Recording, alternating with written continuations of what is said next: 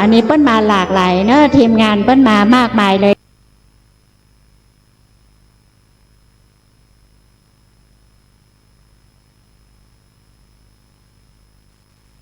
สำหรับพ่อหลวงล่านะเจ้านำอาหารการกินมาบริจาคให้กับพ่อแม่พี่น้องหมู่เฮาเนาะแล้วก็ยังมีพ่อหลวงหมู่สองนะเจ้าหมู่บ้านภูพิงอันนี้เปิ้นอยู่บนดอยนะเจ้าก่อนนำอาหารการกินมาให้กับพี่น้องประชาชนเช่นเดียวกันนะเจ้านอกจากนั้นก็ยังมีบ้านดอยปุยนะเจ้าซึ่งเป็นเจ้าภาพอยู่ที่นี่นะเจ้าอันนี้ก็นำโดยท่านพ่อกำนันนะเจ้าท่านก็นำอาหารการกินมาบริการให้กับพ่อแม่พี่น้องเช่นเดียวกันนะเจ้าหลากหลายเลยนะเจ้าในส่วนของบ้านดอยปุยก็จะมีคุณครูศูนย์พัฒนาเด็กเล็กเทศบาลเมืองสุเทพของเรานะเจ้าศูนย์เด็กเล็กบ้านดอยปุยอันนี้ก็ได้นำลูกจีนทอดน้ำหวานนะเจ้ามาบริการครอบครัวครูพลอยอันนี้ก็เป็นครอบครัวส่วนหนึ่งของกองการศึกษาเทศบาลเมืองสุเทพของเฮานะเจ้า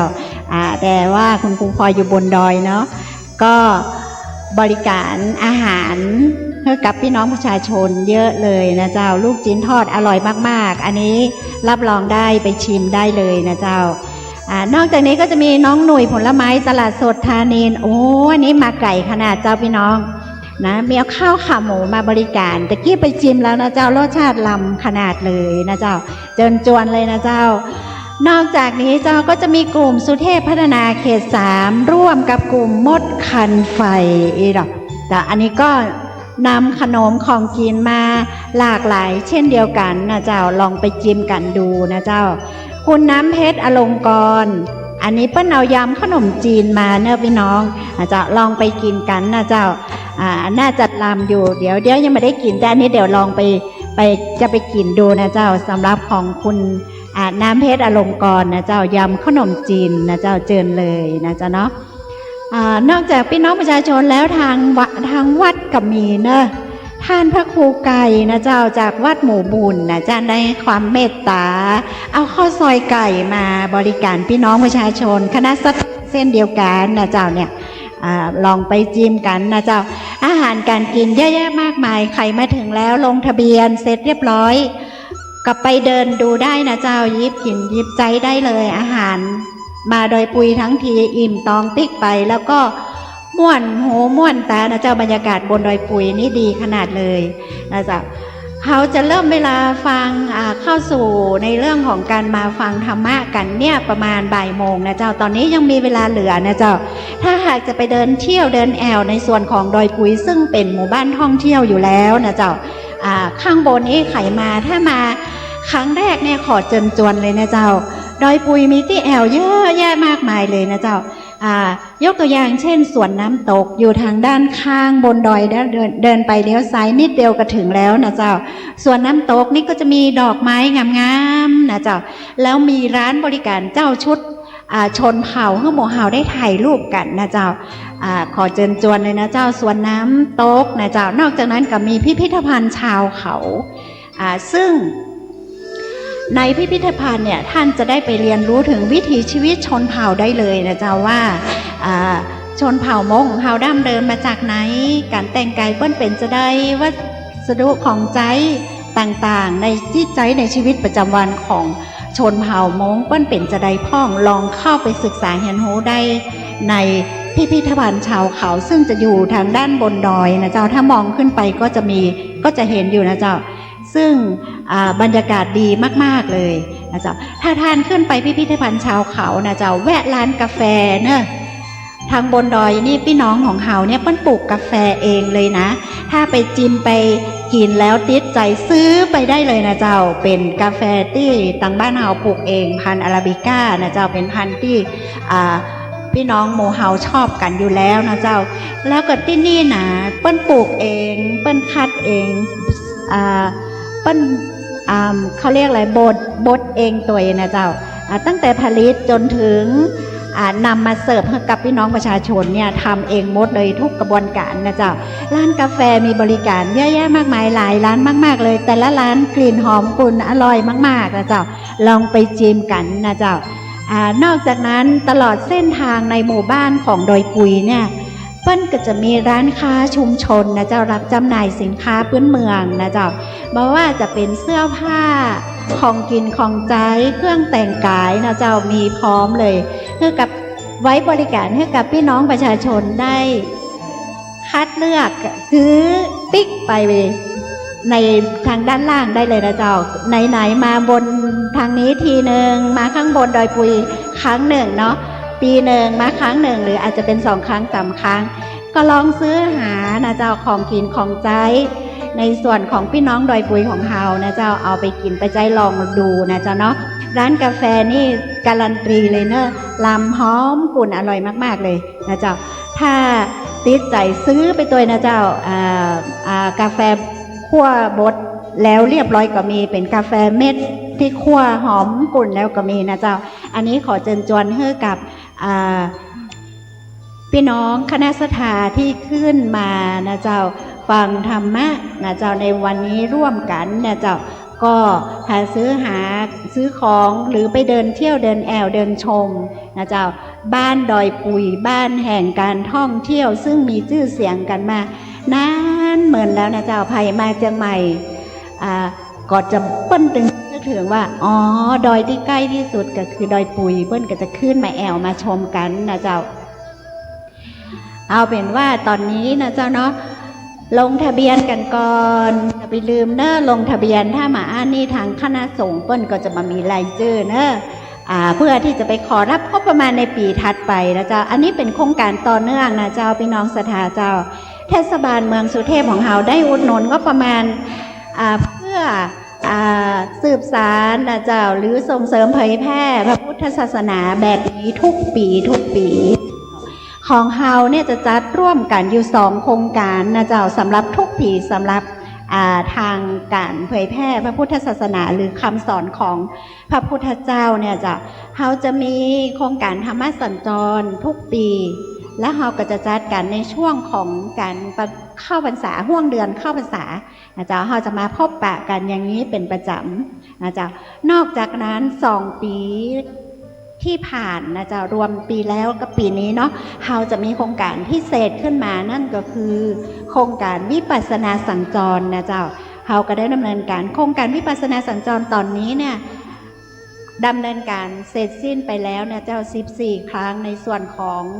เขตเทศบาลเมืองสุเทพของเฮานอกจากนั้นตอนนี้เนี่ยทางท่านเจ้าคณะอำเภอนะเจ้าท่านก็ได้นำโครงการนี้ไปดำเนินการในส่วนเขตของอำเภอเมืองของเฮาตัวเองนะเจ้าอีก10 กว่าแห่งด้วยกันเช่นเดียวกันนะเจ้าเพราะฉะนั้นโครงการธรรมสัญจรและก็โครงการวิปัสสนาสัญจรนี้เป็นโครงการร่วมดำเนินการร่วมโดยเทศบาลเมืองสุเทพของเฮาเป็นงบประมาณแต่ในส่วนของคณะสงฆ์ตำบลสุเทพของเฮาเป็นหน่วยดำเนินการนะเจ้าเพราะฉะนั้นโครงการนี้ถือโครงการที่เฮาได้ร่วมมือกันทั้งวัดทั้งท้องถิ่นนะเจ้าพ่อกำนันพ่อหลวงผู้ใหญ่บ้านทุกตำบลทุกหมู่บ้านนะเจ้าในเขตตำบลสุเทพของเฮาก็ให้ความร่วมมือวัดในพื้นที่ของเฮาทั้งหมด12 วัดด้วยกันก็ให้ความร่วมมือนะเจ้าเฮาเป็นอันหนึ่งอันเดียวกันแล้วจัดโครงการนี้เป็นสิ่งที่ดีสำหรับพี่น้องเจ้าสุเทพของเฮานะเจ้าจะขออนุญาตถึงกำหนดการนะเจ้าเนาะว่าวันนี้เนี่ยหลังจากที่ทุกอย่างพร้อมแล้วนะเจ้าเวลาประมาณนะเจ้าประมาณ 13:00 นนะเจ้าทางคณะสถานะเจ้าไม่ว่าจะในส่วนของพี่น้องประชาชนนะเจ้าตึงตังร่วมตำบลเนาะที่มาร่วมงานบุญกันครั้งนี้ได้มาพร้อมกันแล้วและขณะเดียวกันคณะสงฆ์ประธานสงฆ์ประธานฆราวาสมาพร้อมเสร็จเรียบร้อยเขาก็จะมีการประกอบพิธีนะเจ้าด้วยท่านประธานฝ่ายฆราวาสนะเจ้าท่านนายกเทศมนตรีเมืองสุเทพของเฮานะเจ้าก็จะมีการจุดธูปเทียนบูชาพระรัตนตรัยหลังจากนั้นนะเจ้าเราก็จะ มีคณะเยาวชนโรงเรียนเจ้าพ่อหลวงอุปถัมภ์หนึ่งของเฮานะเจ้าได้นำไหว้พระทำนองสวดทำนองสรพัญญะนะเจ้าบทสวดบทพุทธคุณคุณธรรมสังฆคุณนะเจ้าธรรมคุณสังฆคุณขออภัยเจ้าจะวันนี้เยาวชนเฮาจะมาร่วมกิจกรรมของเฮาตัวยนะเจ้าหลังจากนั้นก็ประธานฝ่ายคฤหัสถ์นะเจ้าก็จะได้มอบทุนการศึกษาให้กับน้องๆเยาวชนที่มาร่วมกิจกรรมทำบุญของเฮาในวันนี้ด้วยเช่นเดียวกันนะเจ้าหลังจากนั้นนะเจ้าท่านนายกเทศมนตรีเมืองสุเทพก็จะได้กล่าวสรุปผลการดำเนินงานโครงการธรรมะสัญจรที่เฮาจัดมาแล้ว2 ครั้งนะเจ้าจะได้สรุปเพื่อทางท่านประธานฝ่ายสงฆ์นะเจ้าแล้วก็พี่น้องศรัทธาได้รับทราบนะเจ้าว่าการดำเนินการโครงการของเฮาประสบผลสำเร็จมากน้อยแค่ไหนอย่างไรและปีต่อไปจะสนับสนุนงบประมาณอีกเท่าใดแบบไหนอย่างไรอันนี้ท่านนายกก็จะได้มานำเรียนข้อมูลให้กับทางคณะสงฆ์และตลอดจนพี่น้องศรัทธาได้รับทราบนะเจ้าหลังจากนั้นนะเจ้าก็จะมีการเปิดกลวยหน้าพระบรมฉายาลักษณ์นะเจ้าอันนี้ก็เข้าสู่พิธีการถวายความเคารพยืนอยู่หน้าพิธีแล้วเราจะมีการเปิดเพลงพระสรรเสริญพระบารมีนะเจ้าเคารพต่อหน้าพระบรมฉายาลักษณ์ร่วมกันนะเจ้าหลังจากนั้นก็จะมีการจุดเทียนส่องธรรมแล้วก็อาราธนาพระองค์พระเทศนะเจ้าขึ้นสู่ธรรมาสนะเจ้าอาราธนาศีลสมาธิและสมาศีลตลอดจนอาราธนาธรรมนะเจ้าวันนี้ได้รับความเมตตานะเจ้าจากท่าน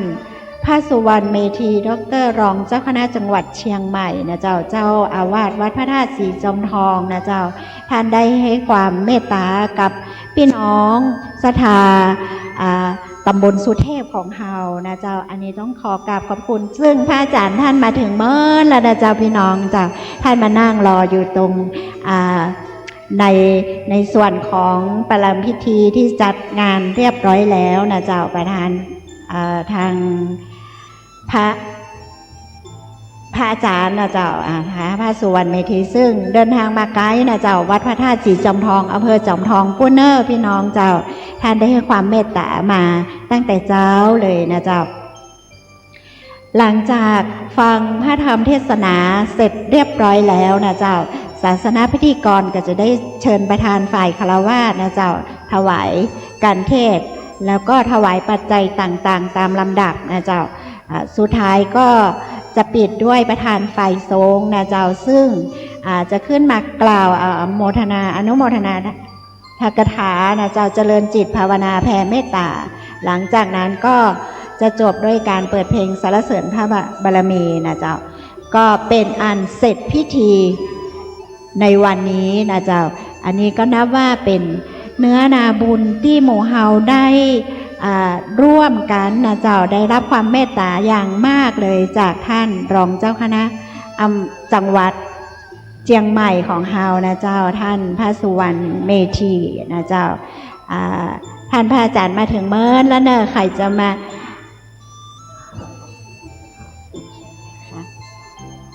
ท่านมาแล้วนะเจ้าท่านเข้าเรียบร้อยลงทะเบียนเรียบร้อยเดินแอลเรียบร้อยแล้วตอนนี้ใกล้เวลาท่านก็สามารถเข้ามาสู่บริเวณที่จะรับฟัง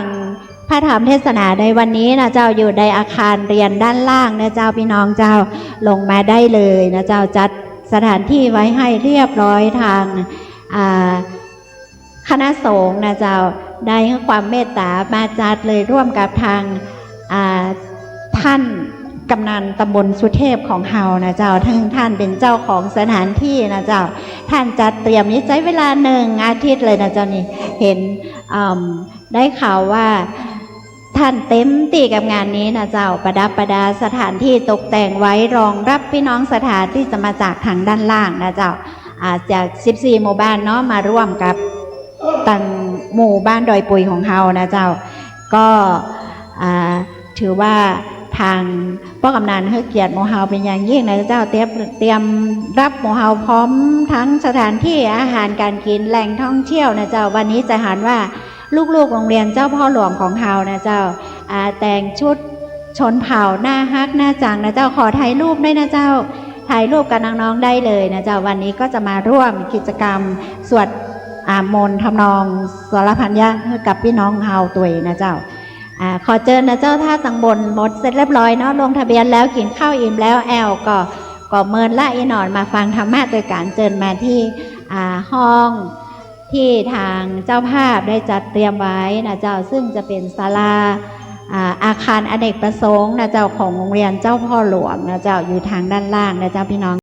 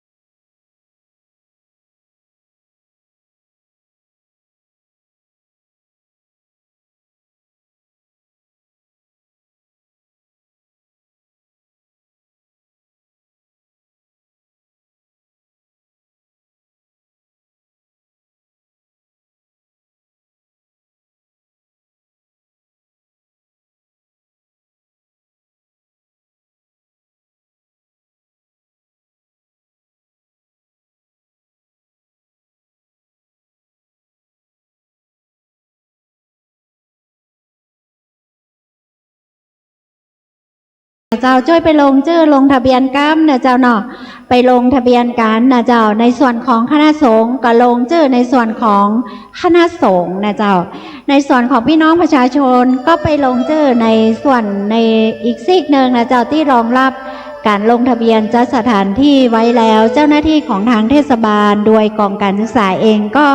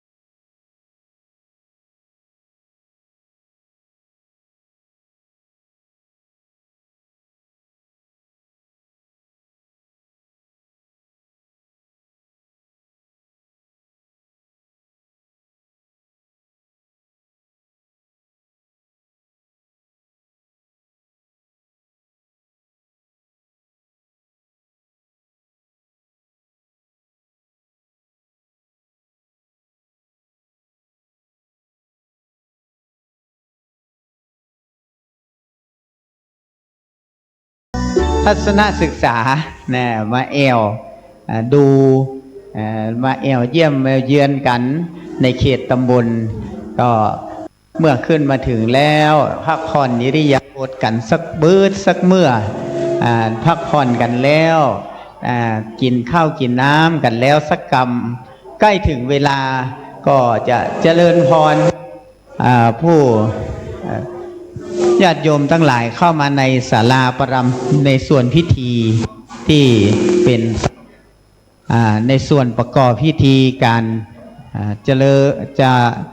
มีการฟังเทศในส่วนด้านในตอนนี้เราก็อยู่ทางด้านนอกการรับบรรยากาศนั่งพักผ่อนนั่งอู้จากันตามอัธยาศัยปอสักบื้อสักกรรมก่อนเมื่อถึงเวลาแล้วจะได้เรียนเชิญจะได้นิมนต์เข้ามาทางด้านในลาพิธีซึ่งอยู่ทางด้านซ้ายมือของญาติโยมนี้เมื่อเดินเข้ามาแล้วจะหันเต็นท์เป็นสองฝากเป็นซ้ายมือตรงด้านหน้าก็เป็นโรงทานตรงด้านขวามือเป็นที่นั่งพักผ่อนแล้วก็ทางด้านซ้ายมือนี่ที่หันป้ายนี่มาร่วมลงทะเบียนกันลงทะเบียนทั้งในส่วนของเจ้าหน้าที่พนักงานของเทศบาลเมืองเฮาก็ดีทางพ่อหลวงกำนันหมู่บ้านต่างๆที่ป่าสถาญาติโยมวัดต่างๆก็มาลงทะเบียนทั้งส่วนคณะสงฆ์และก็ส่วนหมู่บ้าน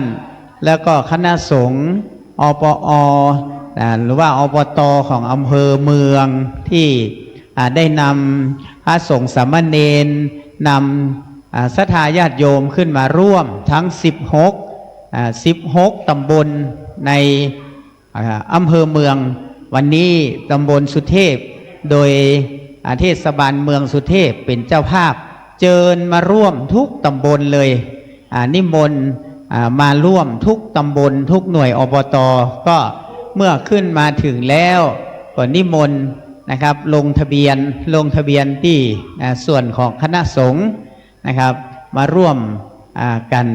ในกิจกรรมธรรมสัญจรของคณะสงฆ์ตำบลสุเทพอบต.เทศบาลเมืองสุเทพซึ่งในครั้งนี้เป็นครั้งที่3ถือว่าเป็นในช่วง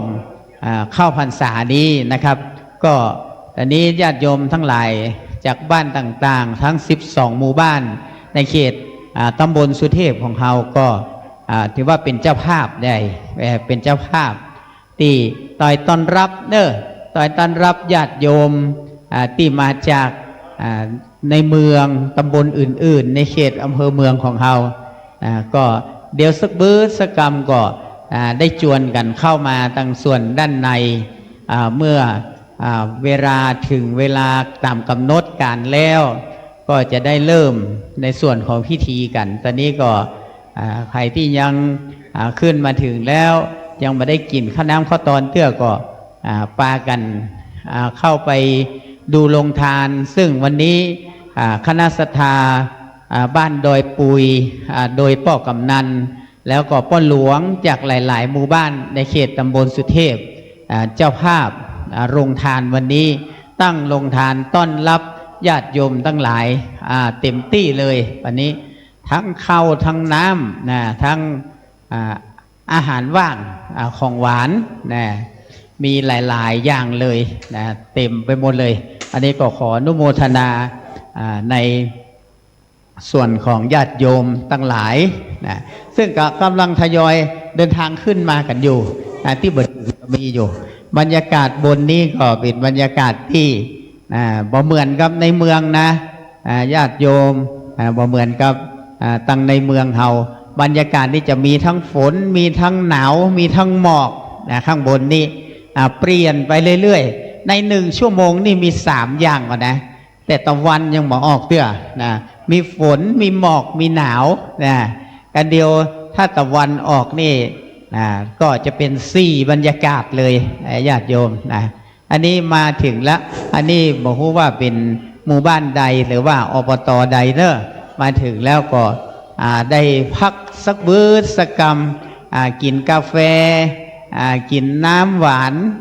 กาแฟเย็นกาแฟฮ้อนทางดอยปุยจัดเตรียมต้อนรับ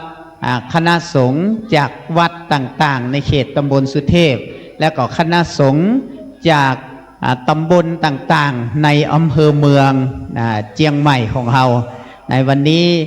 พระเดชพระคุณหลวงพ่อพระภาวนาธรรมาภิรัตน์หลวงพ่อเจ้าคณะอำเภอได้มีบัญชาว่าคือ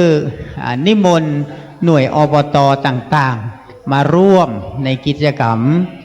ของเราในคราวครั้งนี้ตัวถือว่าเป็นการได้ทำกิจกรรมในส่วนของอปอ.เมืองเจียงใหม่ร่วมกันทุกหน่วยโดยร่วมกับตำบลสุเทพและก็เทศบาลเมืองสุเทพเป็นผู้สนับสนุนในการครั้งนี้เพราะนั้นวันนี้เดี๋ยวว่าเป็นโอกาสที่ดีนะ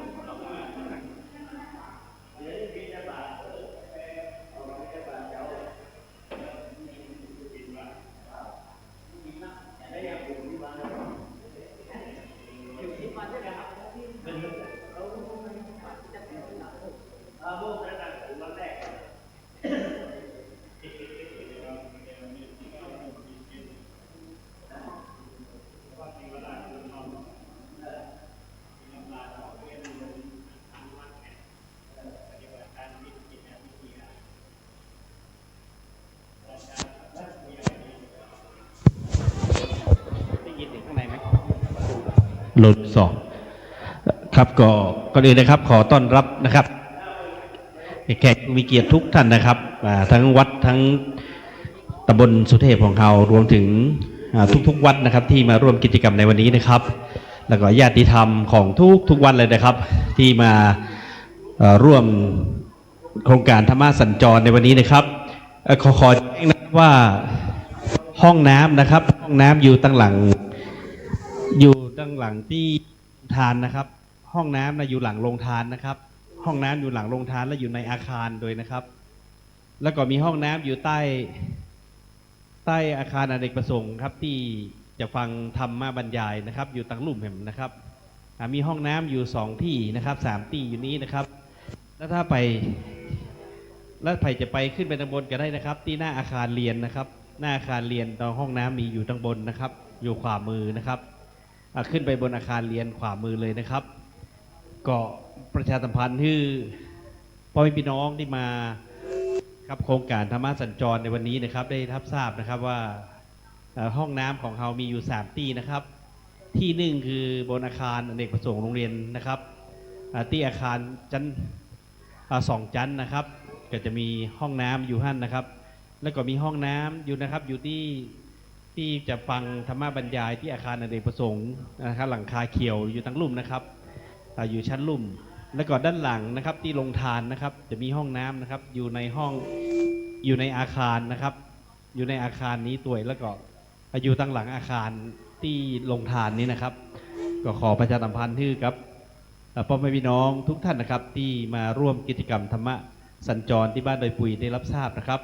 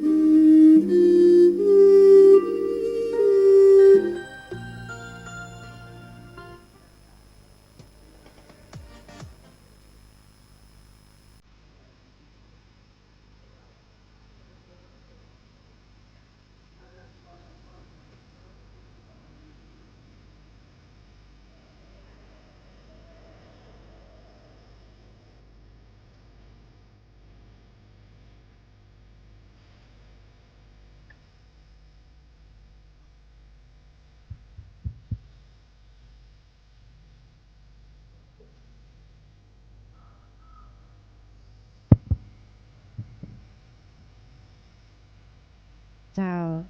ขณะนี้ก็เวลาบ่ายโมงตรงแล้วนะเจ้าเนาะก็ได้เวลาในส่วนของการจะเข้าสู่พิธีการนะเจ้าร่วมฟังธรรมะนะเจ้าโครงการธรรมะสัญจรในวันนี้นะเจ้าขอเชิญชวนพี่น้องศรัทธานะเจ้าที่ทานข้าวเสร็จเรียบร้อยแล้วนะเจ้าแล้วก็เดินแอวผ่อนคลายตามสมควรแล้วนะเจ้าก็เชิญชวนเข้ามาในอาคารอเนกประสงค์แห่งนี้นะเจ้าเพื่อรับฟังพระธรรมเทศนาร่วมกันนะเจ้าไม่ว่าจะเป็นพี่น้องศรัทธาจากหมู่บ้านไหนใดๆก็แล้วแต่นะเจ้าที่อยู่ในบริเวณแห่งนี้นะเจ้าเสร็จธุระปาปังเสร็จเรียบร้อยแล้วก็เชิญชวนเข้าสู่ในตึกในศาลานะเจ้าในศาลาอเนกประสงค์ของเขาที่เตรียมไว้รองรับคณะพี่น้องศรัทธาเรียบร้อยแล้วนะเจ้าโอ้โถงกว้างขวางนะเจ้าแล้วบรรยากาศดีมากๆเลยนะเจ้าสูดอากาศเต็มปอดกันเลยในวันนี้เนาะอากาศดีนะเจ้ามามีขาดอย่างเดียวคือแดดนะเจ้ามามีแดดเตี้ยแต่อากาศเย็นสบายเพราะนั้นก็มานั่งกันสบายๆบัดต้องใจแอร์เลยเจ้ามันเป็นแอร์ธรรมชาติที่ต่างพี่น้องดอยปุยธรรมชาติจัดไว้ให้เฮาแล้วนะเจ้าเนาะเพราะฉะนั้นก็มาต้องกลัวฮ้อนเนอะนะเจ้าเย็นทั้งกายเย็นทั้งใจเลยนะเจ้าในวันนี้ขอเชิญชวนทุกท่านเลยนะเจ้าไม่ว่าจะเป็นในส่วนของพระภิกษุสงฆ์ก็ขออาราธนานิมนต์เข้ามาในส่วนของสถานที่แห่งนี้ได้เลยและในส่วนของคณะศรัทธานะเจ้าพี่น้องประชาชนนะเจ้าที่มาถึงแล้วนะเจ้าก็เข้าห้องน้ำห้องท่ากินข้าวกินปลาหมดเสร็จเรียบร้อยนะเจ้าก็เชิญชวนเข้ามาในอาคารสถานที่จัดรองรับไว้เรียบร้อยแล้วนะเจ้าตอนนี้ทางท่านเจ้าคณะอำเภอนะเจ้าท่านเจ้าคุณพระภาวนาธรรมาภิรัตน์ท่านก็ได้เดินทางมาถึงแล้วนะเจ้าทางท่านรองเจ้าคณะจังหวัดเชียงใหม่ซึ่งเป็นองค์เทศนาของเฮาพระสุวรรณเมธีนะเจ้าท่านดร.พระสุวรรณเมธีนะเจ้าท่านก็ได้เดินทางมารอคณะสัทธาเมินแล้วนะเจ้ามาถึงเรียบร้อยแล้วแล้วตอนนี้ทางท่านนายกเทศมนตรีเมืองสุเทพของเฮาพร้อมคณะผู้บริหารนะเจ้าก็ได้เดินทางมาถึงแล้วเช่นเดียวกันนะเจ้าก็ขอเชิญชวนพี่น้องประชาชนเข้ามาสู่ในอาคารจัดรับฟังการบรรยายธรรมะในวันนี้ได้เลยนะเจ้าในส่วนของอาคารอเนกประสงค์ที่อยู่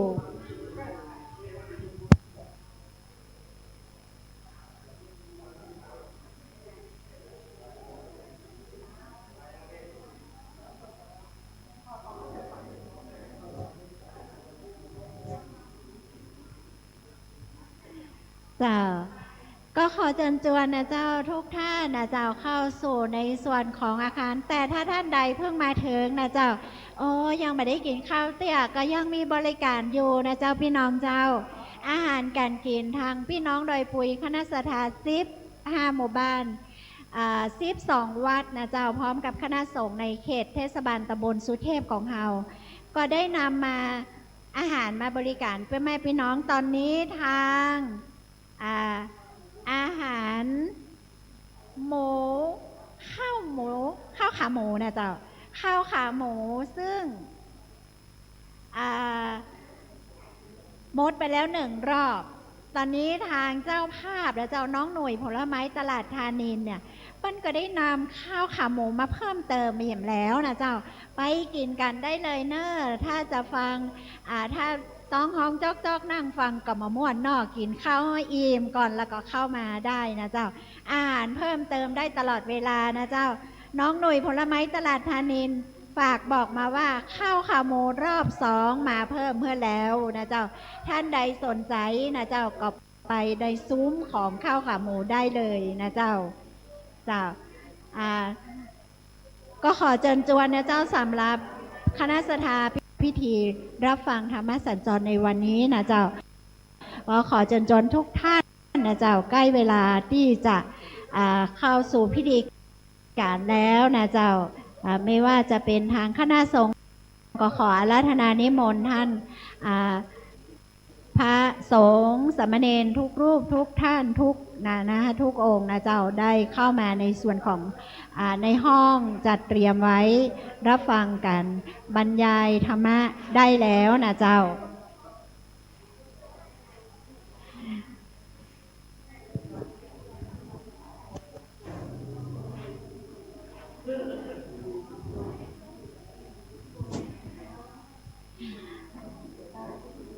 เจ้าสำหรับเทศบาลเมืองสุเทพของเรานะเจ้ากิจกรรมดีๆแบบนี้เราจะบ่พลาดนะเจ้าถ้าพี่น้องประชาชนต้องการกิจกรรมที่ดีเช่นไรก็นำเสนอได้นะเจ้าทางท่านนายกเทศมนตรีเมืองสุเทพของเราก็พร้อมที่จะสนับสนุนดังเช่นโครงการธรรมสัญจรอันนี้เช่นเดียวกันนะเจ้าทางท่านนายกเทศมนตรีนะเจ้าท่านได้สนับสนุนโครงการนี้นับว่าเป็นโครงการต่อเนื่องนะเจ้าทราบมาว่าในปีงบประมาณ 2569 โครงการนี้ก็ยังคงอยู่นะเจ้าพี่น้องเจ้าท่านนายกยังให้การสนับสนุนนะเจ้างบประมาณแก่ทางคณะสงฆ์นะเจ้าอย่างเช่นเคยนะเจ้าในส่วนโครงการธรรมสัญจรนะเจ้าก็ได้จัดสรรงบประมาณให้ตามจำนวนที่ทางคณะสงฆ์ร้องขอนั่นก็คือ 200,000 บาทเช่นเดิมในส่วนโครงการวิปัสสนาสัญจรก็ยังสนับสนุนดังเช่นเดิมเหมือนกันนะเจ้า 100,000 บาทนะเจ้าแล้วหากพี่น้องประชาชนมีโครงการดีๆที่พี่น้องอยากจะให้ทางเทศบาลเมืองสุเทพของเราได้ดำเนินการนะเจ้าก็เสนอแนะได้นะเจ้าต่างคณะผู้บริหารเทศบาลเมืองสุเทพของเรายินดีสนับสนุนหากโครงการนั้นเป็นประโยชน์กับพี่น้องประชาชนนะเจ้าโดยเฉพาะโครงการทางด้านศาสนานะเจ้าว่าทำประเพณีกล่องการศึกษาเราเองเนี่ยก็พร้อมที่จะสนับสนุนนะเจ้าทีมงานยินดีเต็มที่เลยพร้อมที่จะสนองนโยบายของท่านผู้บริหารนะเจ้าทางเทศบาลเมืองสุเทพนะเจ้าไม่ว่าจะเป็นอะไรก็แล้วแต่ที่พี่น้องประชาชนต้องการนะเจ้าก็บอกต่อกันได้ดังนี้ท่านรองนายกเทศมนตรีนะเจ้าท่านรองไพลินเขินทานะเจ้าเข้ามาสู่ในส่วนของพิธีการแล้วนะเจ้าตอนนี้ทางคณะผู้บริหารก็มาถึงแล้วทราบว่าทางด้านก็น่าจะมาถึงกันหมดแล้วนะเจ้าพี่น้องประชาชนไม่ว่าจะเป็นสมาชิกสภาท่านใดที่มาถึงแล้วก็เชิญชวนทางด้านหน้าได้เลยนะเจ้าค่ะทางในอาคารพิธีตอนนี้ท่านรองปลัดมาแล้วนะคะท่านรองเชนะเจ้าบัจเจเซเนอร์เชนะเจ้านะมาแล้วเชแน่นอนเข้ามาแล้วนะคะท่านรองเชิญค่ะมีใครอีกเนาะท่านสมาชิกสภาก็มาถึงกันเยอะแล้วนะเจ้ามาร่วมให้กำลังใจนะเจ้าดังด้านในได้เลยนะคะข้าวปลาอาหารของเรานะเจ้าจะเตรียมไว้พร้อมสับนะเจ้าทางท่านเจ้าคุณสิทธิได้ประสานนะเจ้าโรงทานมาให้เยอะแยะมากมายไม่ว่าจะเป็นพี่น้องบ้านดอยปุยบ้านดอยสุเทพแล้วก็บ้านภูพิงนะเจ้าอันนี้พ่อหลวงนำมาแม่หลวงนำมานะเจ้าในส่วนของบ้านดอยปุยของเราพ่อกำนันกันนำมานะเจ้าเยอะเลยนำอาหารนะเจ้านำอาหารมาบริการนะเจ้าร้านผลไม้ตลาดธานินนู่นเลยนะเจ้าอย่าลืมเนอะไปตลาดธานินกับไปอุดหนุนผลไม้น้องหนุ่ยตัวนะเจ้าข้าวขาหมูนะเจ้าอันนี้มา2 รอบแล้วนะเจ้ากลุ่มสุเทพพัฒนากลุ่มมดคันไฟอันนี้ก็เอาอาหารการกินมาบริการเช่นเดียวกันคุณน้ำเพชรนะเจ้าอันนี้ยำขนมจีนอันนี้ลองจิ้มแล้วเนิ่นลำขนาดเลยเจ้าไปรับบริการได้นะเจ้าท่านพระครูไก่อันนี้ท่านมาจากวัดหมูบูนะเจ้าอันนี้ท่านก็เมตตานะเจ้าเอาข้าวซอยมาบริการเยอะมากนะเจ้าแล้วหลังจากเซตพิธีการฟังพระธรรมเทศนาเสร็จเรียบร้อยก่อนปิกบ้านนะเจ้าก่อนปิกบ้านนะเจ้าท่านเจ้าคณะอำเภอนะเจ้าท่านเจ้าคูณพระภาวนานะเจ้าท่านการความเมตตา จะไปลืมเนิบก่อนปิกบ้านนำของฝากนะเจ้าเป็นอาหารว่างเนาะตอนนี้เขาจะมาเสิร์ฟที่นี่นะเจ้าเขาจะเอาให้ฝากท่านกลับบ้านหลังจากฟังพระธรรมเทศนาเสร็จเรียบร้อยหลังกลับบ้านก็จะมีเจ้าหน้าที่นะเจ้าจัดบริการอาหารว่างไว้ตรงด้านข้างท่านพี่น้องประชาชนคณะสถานทุกท่านก็หยิบปิกบ้านไปตัวคนละชุดนะเจ้าอันนี้ท่านเจ้าคุณได้เมตตาจัดไว้ให้กับพี่น้องคณะสถาหมู่เฮานะเจ้า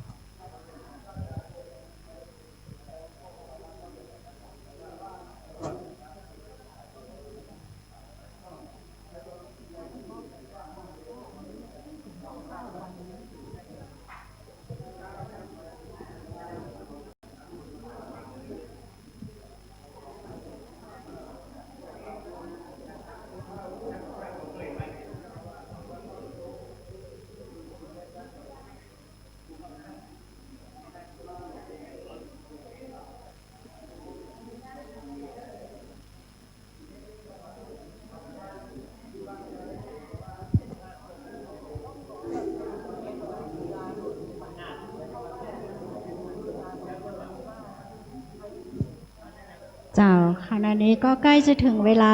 แล้วนะเจ้าเนาะซึ่งกำหนดการเฮากำหนดไว้ที่เวลา 13.00 น.นะเจ้าถ้าทุกอย่างพร้อมนะเจ้าเฮาก็จะเริ่มดำเนินการโครงการของเฮาได้เลยนะเจ้าเริ่มต้นด้วยจากทางน้องๆโรงเรียนเยาวชนโรงเรียนเจ้าพ่อหลวงอุปถัมภ์หนึ่งเฮานะเจ้าวันนี้จะมาร่วมโครงการกะเฮาโดยนะเจ้าจะเป็นคณะมาสวดทำนองสรพัญญะและก็บวชสวด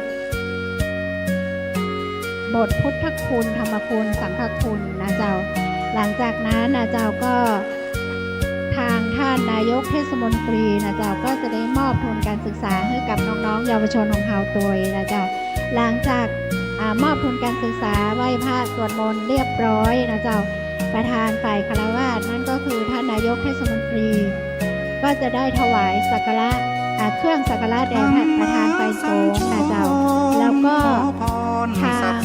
ท่านนายกก็จะได้กล่าวสรุปผลการดำเนินการโครงการธรรมสัญจรในรอบปีที่ผ่านมานะเจ้าซึ่งในปีนี้นั้นเขาได้ดำเนินการ3 ครั้งนี้เป็นครั้งที่3นะเจ้าท่านนายกก็จะมากล่าวสรุปผลการงาน2 ครั้งที่ผ่านมาว่าผลสำเร็จโครงการเป็นเช่นไรนะเจ้าแล้วก็จะได้ในการสนับสนุนโครงการเช่นไรต่อไปในปีงบประมาณ 2569 นะเจ้าในส่วนของพิธีการหลังจากนั้นก็จะมีการจุดเทียน2 ครั้งนะเจ้าแล้วก็มีการอาราธนาองค์เทศนะเจ้าแสดงพระธรรมเทศนานะเจ้าขึ้นสู่ธรรมาสอาราธนาศีลสมาทานศีลเสร็จเรียบร้อยก็อาราธนาธรรมหลังจากนั้นก็รับฟังพระธรรมเทศนาจากพระสุวรรณเมธีนะเจ้าท่านดร.พระสุวรรณเมธีรองเจ้าคณะจังหวัดเชียงใหม่และก็ท่านได้เป็นเจ้าอาวาสวัดพระธาตุศรีจอมทองวรวิหารด้วยนะเจ้าหลังจากนั้นเสร็จสิ้น รับฟังพระธรรมเทศนานะเจ้าก็จะมีการถวายการเทศน์นะเจ้าถวายปัจจัยกองทุนต่างๆปิดท้ายด้วยเจ้าคณะ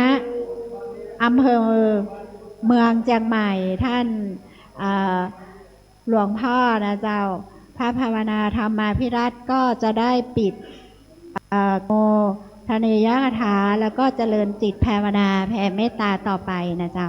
ค่ะตอนนี้ท่านนายกเทศมนตรีเมืองสุเทพได้มาถึงแล้วนะเจ้าก็สักครู่นะเจ้าถ้าทุกอย่างพร้อมแล้วเราก็จะมีการเริ่มเข้าสู่พิธีการนะเจ้าท่านนายกเทศมนตรี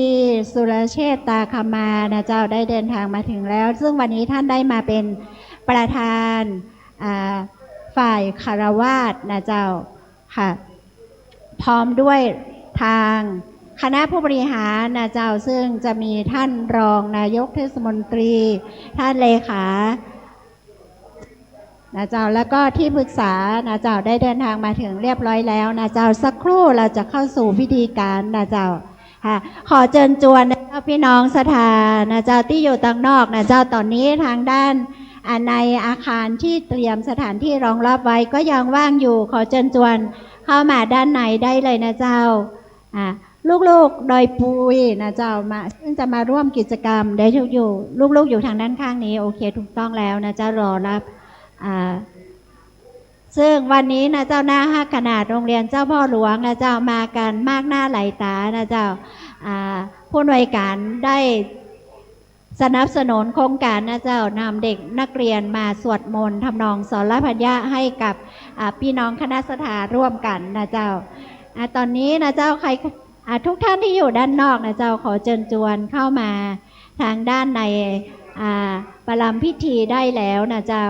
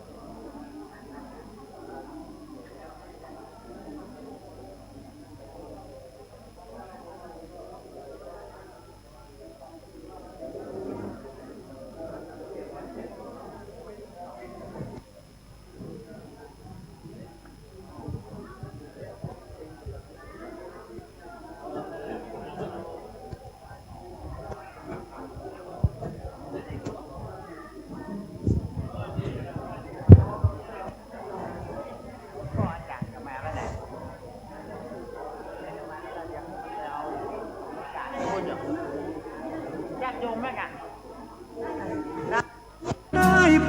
บคุณทางสร้างสรรค์ให้ใจสุขยิ่งนักบุญชุดขาวกลุ่มหนุ่มสาวสวยเพลิดพลิ้งcụ hạ cho mình dân đặt sự cái tên trắng nữa lịch từ nho sang gấu tới lù cho sang hú nó bây giờว่าพิธีเลยนะก็แจ้งคือกับท่านผู้มีเกียรติทุกท่านนะครับว่าห้องน้ำนะครับห้องน้ำจะอยู่ที่อาคารตั้งหลังโรงทานนะครับแล้วก็ใต้อาคารอเนกประสงค์ที่ทำที่จะบรรยายธรรมะนะครับอยู่ตั้งหลุมนะครับแล้วก็ที่อาคาร2 ชั้นนะครับที่อยู่ตั้งบนนั้นนะครับมีห้องน้ำนะครับแล้วก็ตั้งหลังห้องก็มีนะครับตั้งในห้องก็มีนะครับเรียนไผ่ที่จะใช้ใจห้องน้ำนะครับสามารถสอบถามนะครับทุกคนคนที่อยู่ในบนดอยได้เลยนะครับ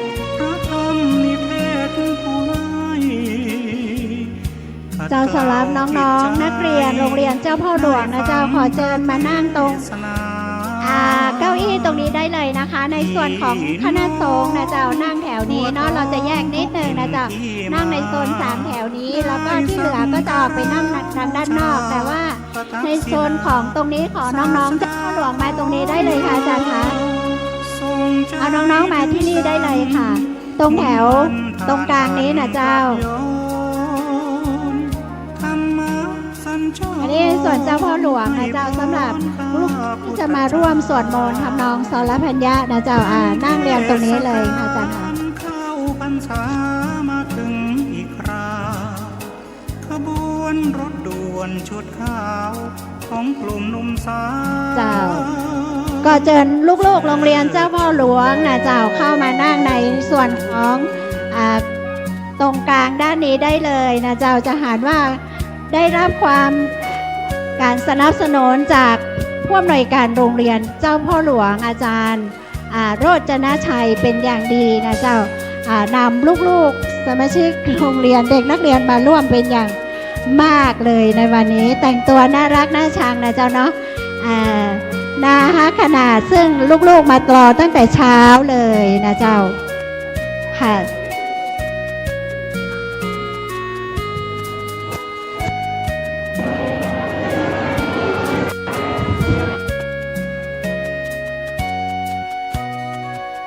ส่งใจถึงกันหมุนวันผ่านพันกลับย้อนธรรมะสัญจรให้พรข้าพุทธเจ้า ถึงเทศกาลเข้าพรรษามาถึงอีกคราขบวนรถด่วนชุดขาวของกลุ่มหนุ่มสาวเชิดชู จากสักครู่นะเจ้าเนาะพิธีการจะได้เริ่มนะคะเนาะรอสักครู่หนึ่งขอเชิญทางพิธีกรศาสนพิธีนะเจ้าพี่หนานจากวัดพระธาตุดอยสุเทพนะเจ้าขอเชิญนะเจ้ามาในส่วนของทำหน้าที่ในส่วนของพิธีกรศาสนพิธีในวันนี้นะเจ้าเนาะตะกี้หันแล้วนะพี่หนานมาแล้วนี่เจ้าเนี่ยขอเชิญทางด้านหน้าได้เลยนะเจ้าเนาะพี่หนานเจ้าลมมันพัด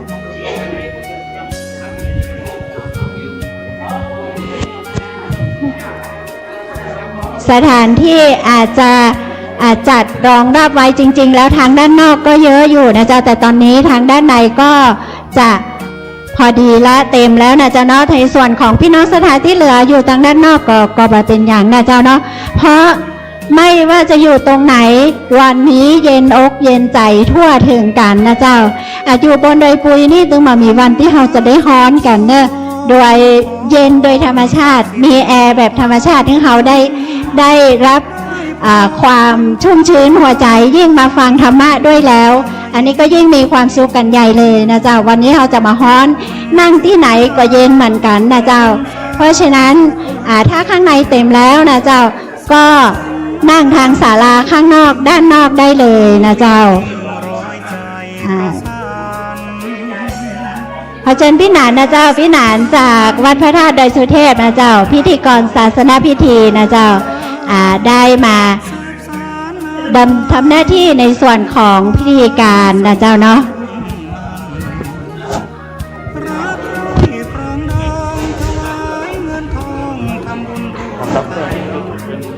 สวดมนต์ส่อเสียงกังวานเยาวชนแข่งขันสารพันปัญหา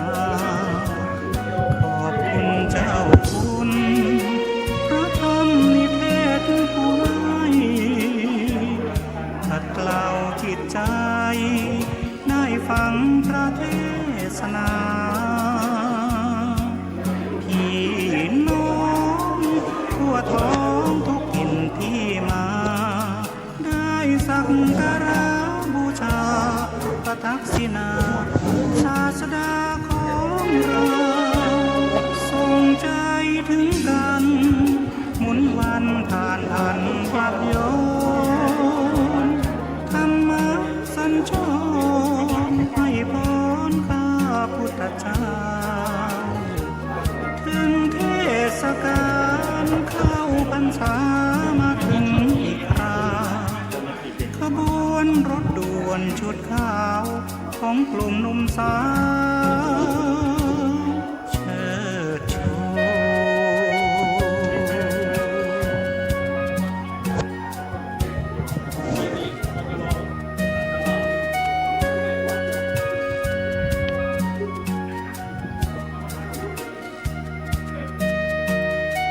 ข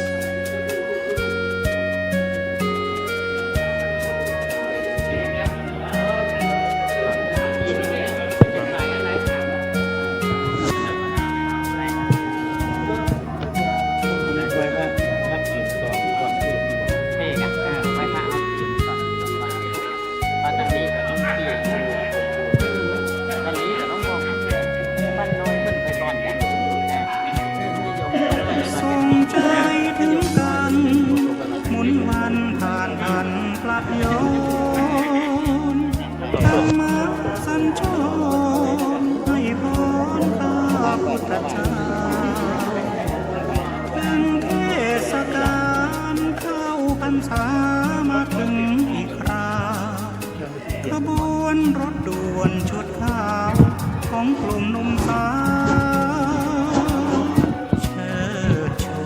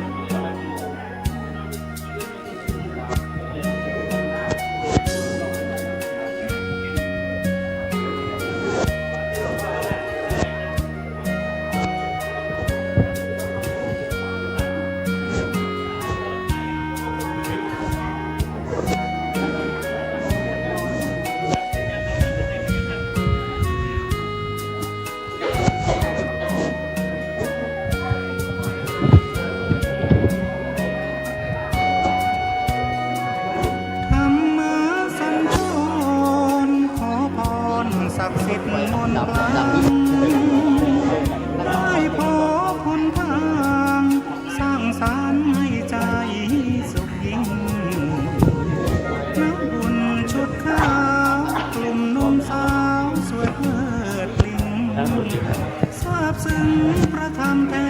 จริงทั้งเวียงพิงร้อยใจประสานเราเคยสัมพันธ์พบกันวันเข้าพรรษาขอกล่าวไว้สายังองค์พุทธอาสารูปเจ้าอันถาปนาปฏิฐานตั้งไว้ณโรงพระอุโบสถพระวิหารหลวงศาลาบาทศาลาลายวัดพระธาตุเจ้าดอยสุเทพวัดดอยปุยวิโรธวนาราม ขอกราบไหว้สายังองค์พุทธพระปิมปาสารูปเจ้าพระบทพระบาทพระธาตุพระเจดีย์ปู่แสะเจ้าย่าแสะเจ้ามัตตเทพพัตตเทพสุเตวฤาษีเทวดาปกปักรักษายังวัดดอยปุยวิโรธวนารามปกปักรักษายังบ้านมงดอยปุยหมู่ที่11ตำบลทุเทพอำเภอเมืองเชียงใหม่เฮาขอบกราบไหว้สาในร่มบารมีธรรมศิลธรรมกรรมฐานหลวงพ่อท่านเจ้าคุณพระภาวนาวิรัตเจ้าคณะอำเภอเมืองเชียงใหม่ที่เคารพเป็นอย่างยิ่งขอกราบไหว้สาหลวงพ่อพระสุวรรณเมธีรองเจ้าคณะ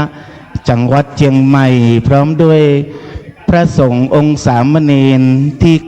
เป็นอย่างยิ่งทางวัดดอยปุยขอยินดีต้อนรับแขกผู้มีเกียรติผู้ทรงเกียรติทุกท่าน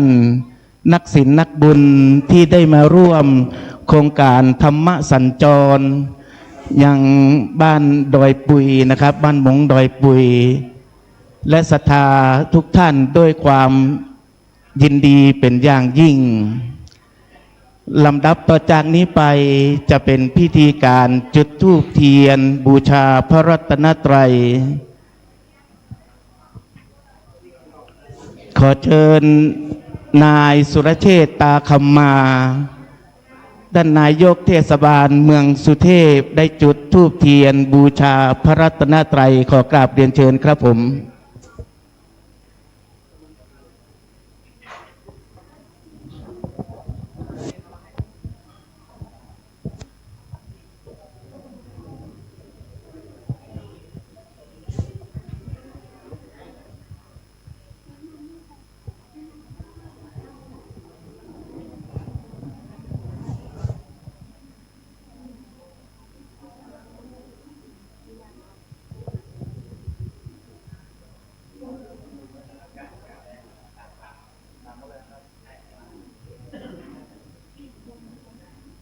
ทุกคนน้อมจิตน้อมใจ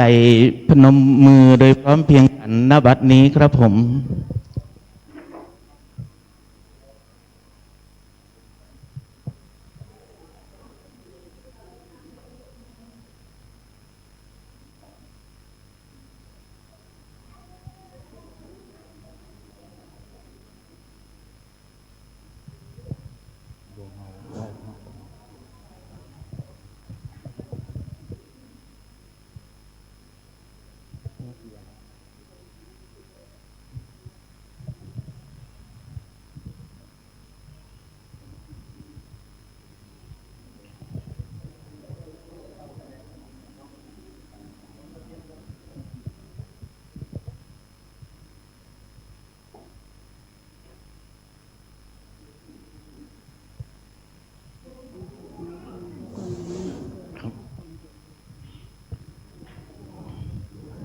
อเชิญท่านนายก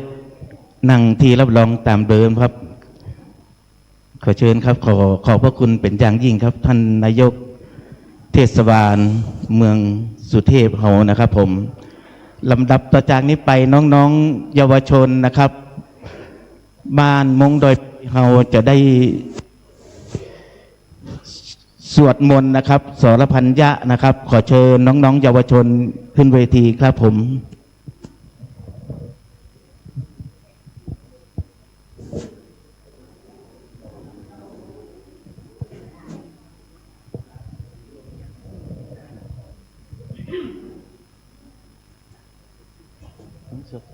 นั่งปืนนั่งปืน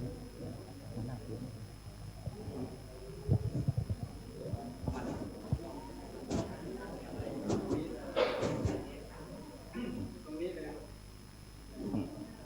นั่งหันหน้าไปทางนู้นหันหน้าไปทางนู้นกราบพระครั้งก่อนนะพร้อมๆกันกราบพระ3 ครั้ง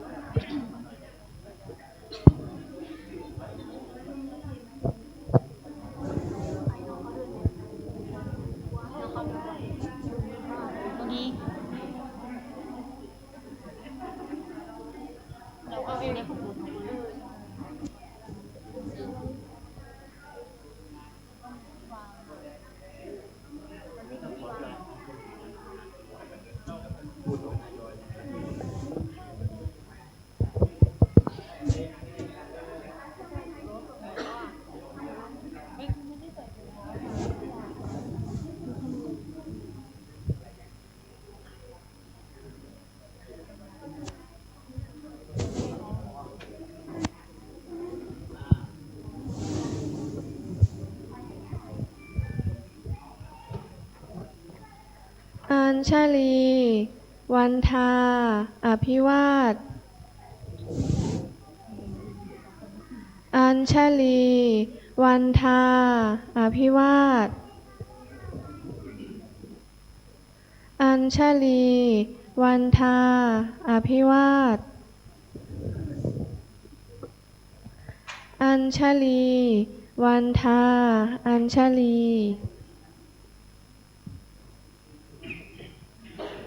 อะระหังสัมมาสัมพุทโธภะคะวาพุทธังภะคะวันตังอะภิวาเทมิกราบ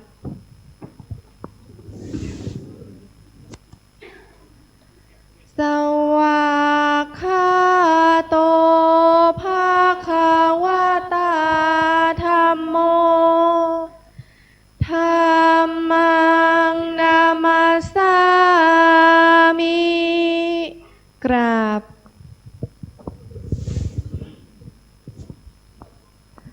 สุปฏิปันโนภะคะวะโตสา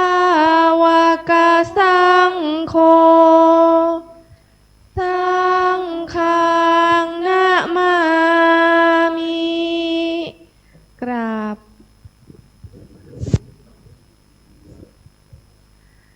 นะโมตัสสะภะคะวะโตอะระหะโตสัมมาสัมพุทธั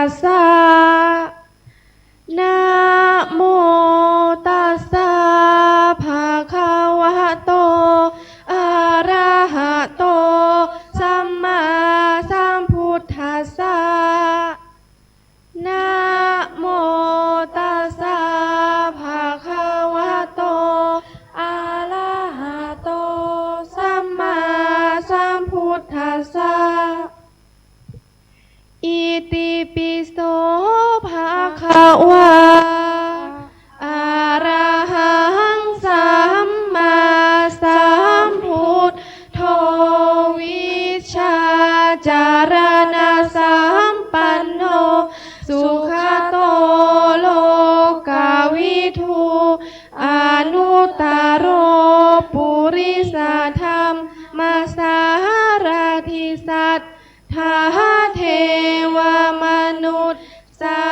นังพุทโธภควาติองค์ใดพระสัมพุทธสุวิสุทธสันดานตัดมูลกิเลสมันบ่มีมนมีมองมัวหนึ่งในพระทัยท่านก็เบิกบานคือดอกบัวราคีบ่พันพัวสุวาคนทากรรมจร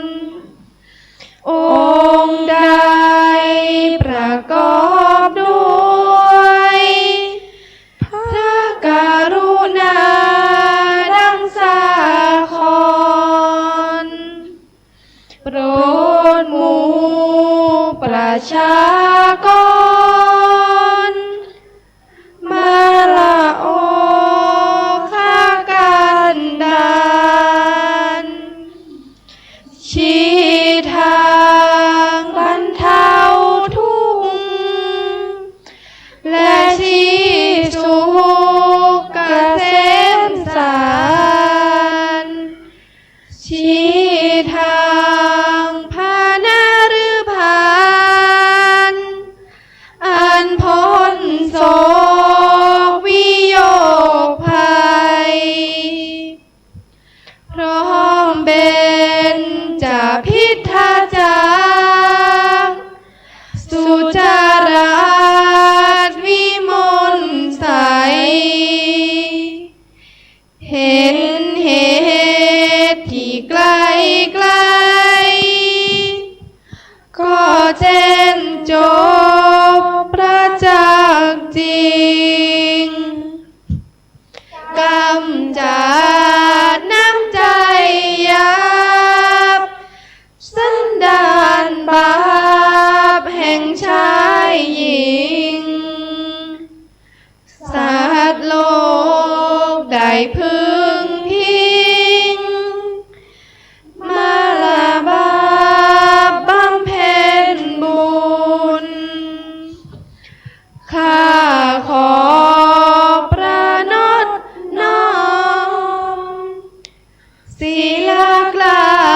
วบังคมคุณ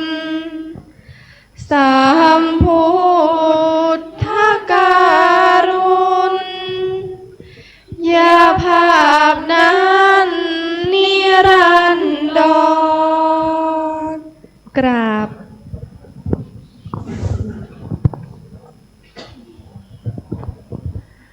สวากขาโตภาควตาธัมโมสันทิฏฐิโกอาการลิโกเอหิปัสสิโกโอปานายิโกปัจจตังเวทิตาโพวินยูหิติธรรมะคือคุณากรส่วนชอบสาธรดุจดวงประทีปชัชวานแห่งองค์พระศาสดาจารย์ สัตว์สันดานสว่างกระจ่างใจมนทำได้นับโดยมากพลเป็น8 พึงโยนและก้าวกับทั้งนฤพานสมญาโลกอุดรพิสดารอันลึกโอฬารพิสูจน์พิเศษสุขใสอีกทำต้นทำคันไลนามขนานคานไขปฏิบัติปริยัติเป็นสองคือทางดำเนินดุจคลองให้ล่วงลูกปองยังโลกอุดรโดยตรงข้าขอโอนอ่อนอุตมงค์นบธรรมจำนงด้วยจิตและกายวาจากราบ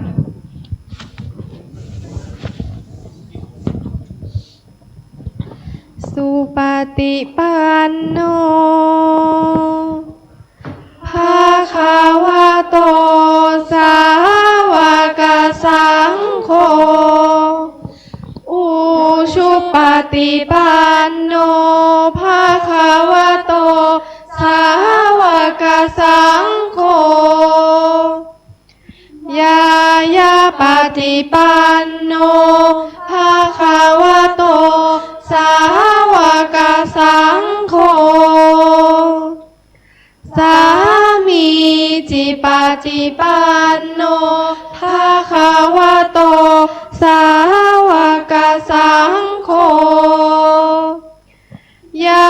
ทิทังจัตตาริปุริสายุคา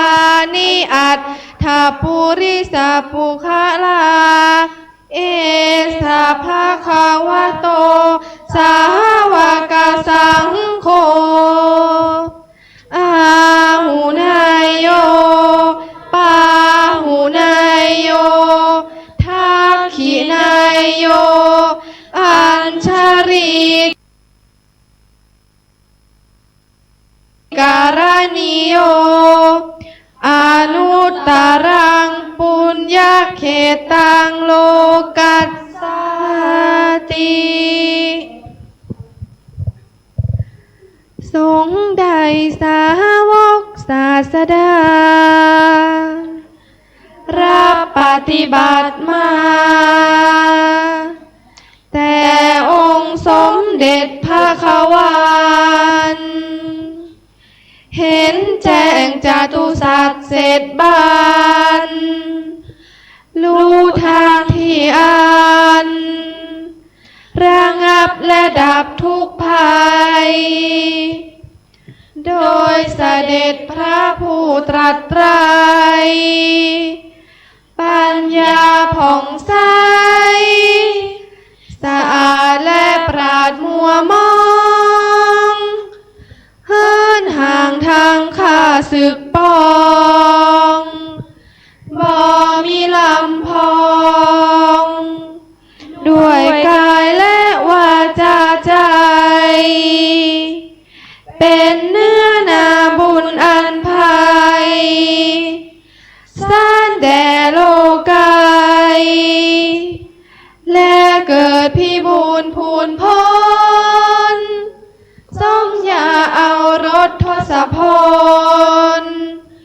มีคุณอานนท์อเนกจะนับเหลือตราข้าขอนบหมู่ภาสราพกทรงคุณานุคุณประดุจจรำพันด้วยเดชบุญข้าอภิวันพระไตรรัตน์อันอุดมดิเรกนิรักไสจงช่วยขจัดโพยภัยอ อันตรายใดๆจงดับและกลับเสื่อมสูญกราบหนึ่ง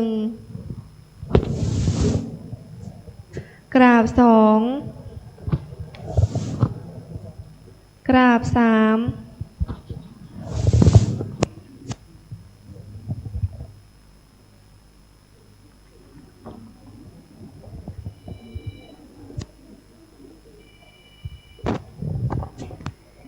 นะครับนักเรียน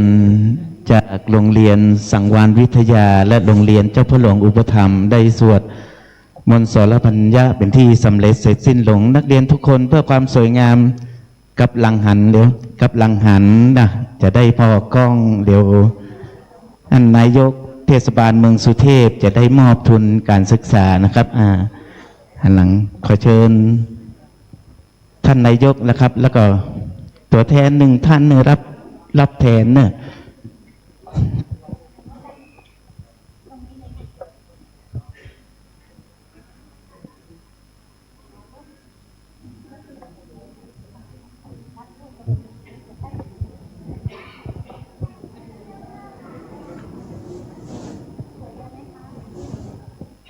ถ่ายรูปได้ไหมคะจะยุบแถวนี้ไหมคะไม่ยุบเนาะ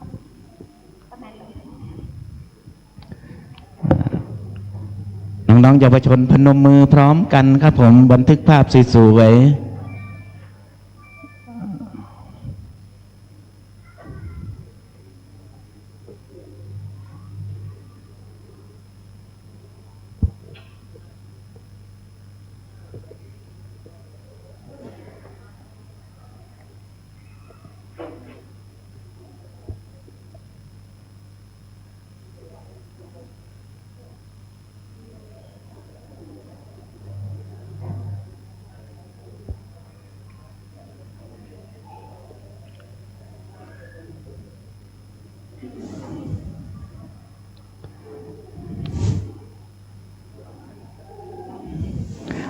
ได้แล้วครับน้องๆเยาวชนหันหน้าไปทางหลวงพ่อเร็วหันหน้าไปทางหลวงพ่อกราบหลวงพ่อ3 ครั้ง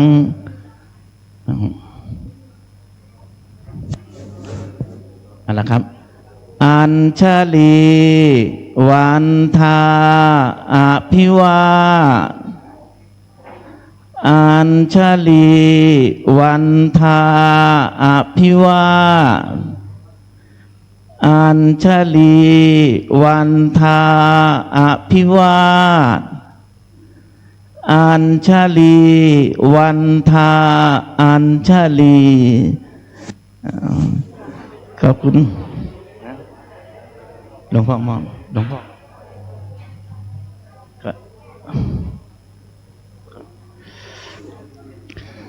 อาจารย์ไปรับทุนจากหลวงพ่อ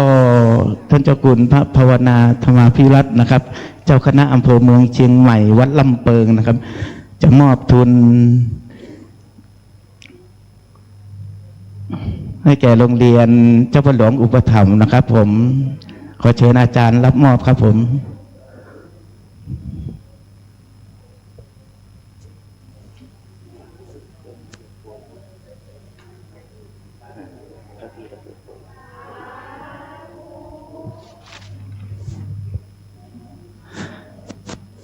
น้องๆเยาวชนนั่งที่รับรองตามเดิม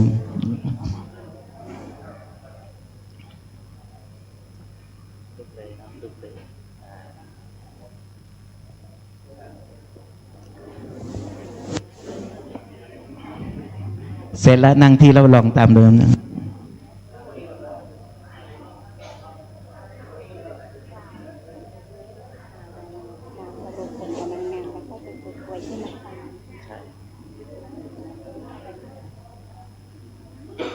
กล่าวสรุปการดำเนินงาน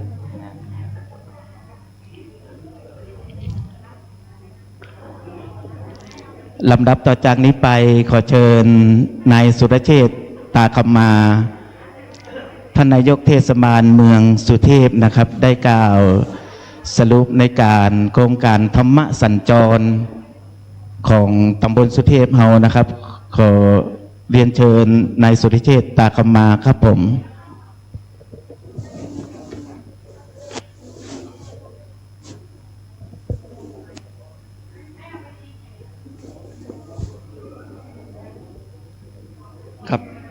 นมัสการพระเดชพระคุณเจ้าท่านเจ้าคุณพระพรหมนาธรรมาภิรัตน์เจ้าอาวาสวัดลำเปิงเจ้าคณะอำเภอเมืองเชียงใหม่ท่านพระครูโคสิทธิ์ปริยัตติยพรเจ้าคณะตำบลสุเทพเขตหนึ่งท่านพระครูธีระสุตพจน์เจ้าคณะตำบลสุเทพเขตสองพระเถรานุเถระทุกรูปเรียนผู้บริหารท่านประธานสภาสมาชิกเทศบาลเมืองสุเทพหัวหน้าส่วนราชการพนักงานเจ้าหน้าที่กำนันผู้ใหญ่บ้านคณะศรัทธาและพี่น้องประชาชนทุกท่านครับตามที่เทศบาลเมืองสุเทพนะครับได้อุดหนุนงบประมาณให้กับคณะสงฆ์ตำบลสุเทพจำนวนอยู่ 200,000 บาทนะครับในปี 2568 นี้นะครับเพื่อเป็นการจัดกิจกรรมโครงการธรรมสัญจรประจำปีงบประมาณ 2568 โดยมีวัตถุประสงค์เพื่อส่งเสริมและเผยแพร่หลักธรรมคำสั่งสอนของพระพุทธเจ้าตลอดจนการเสริมสร้างความรักความสามัคคีในชุมชนโดยมีวัดเป็นศูนย์กลางการดำเนินตามโครงการที่ได้กล่าวมาได้จัดกิจกรรมโดยบรรลุเป้าหมายมาแล้วนะครับจำนวนอยู่2 ครั้งซึ่งจากการประเมินความพึงพอใจของประชาชนที่มาร่วมงานครั้งละประมาณ300 คนผลปรากฏว่าประชาชนมีความพึงพอใจเป็นถึงขั้นดีมากสูงถึง192จึงสรุปได้ว่าโครงการธรรมสัญจรเป็นโครงการที่พี่น้องประชาชนให้ความสนใจแล้วก็สามารถนำไปปรับใช้ในชีวิตประจำวันซึ่งในส่วนของเทศบาลเมืองสุเทพโดยคณะผู้บริหารนะครับที่เขาได้เล็งเห็นความสำคัญของธรรมะนะครับซึ่งปีนี้นะครับก็เป็นโครงการนะครับในส่วนของที่งบประมาณปี 68 ที่ผู้บริหารชุดแล้วนะครับได้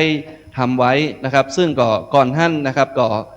ท่านผู้บริหารก่อนท่านเปิ้ลก็ได้ทำไว้ซึ่งในส่วนของเทศบาลเมืองสุเทพคณะบริหารชุดใหม่นี้นะครับผมก็เล็งเห็นความสำคัญซึ่งก็ต้องมีการต่อยอดนะครับแล้วก็มีกิจกรรมอย่างอี้ไปตลอดไป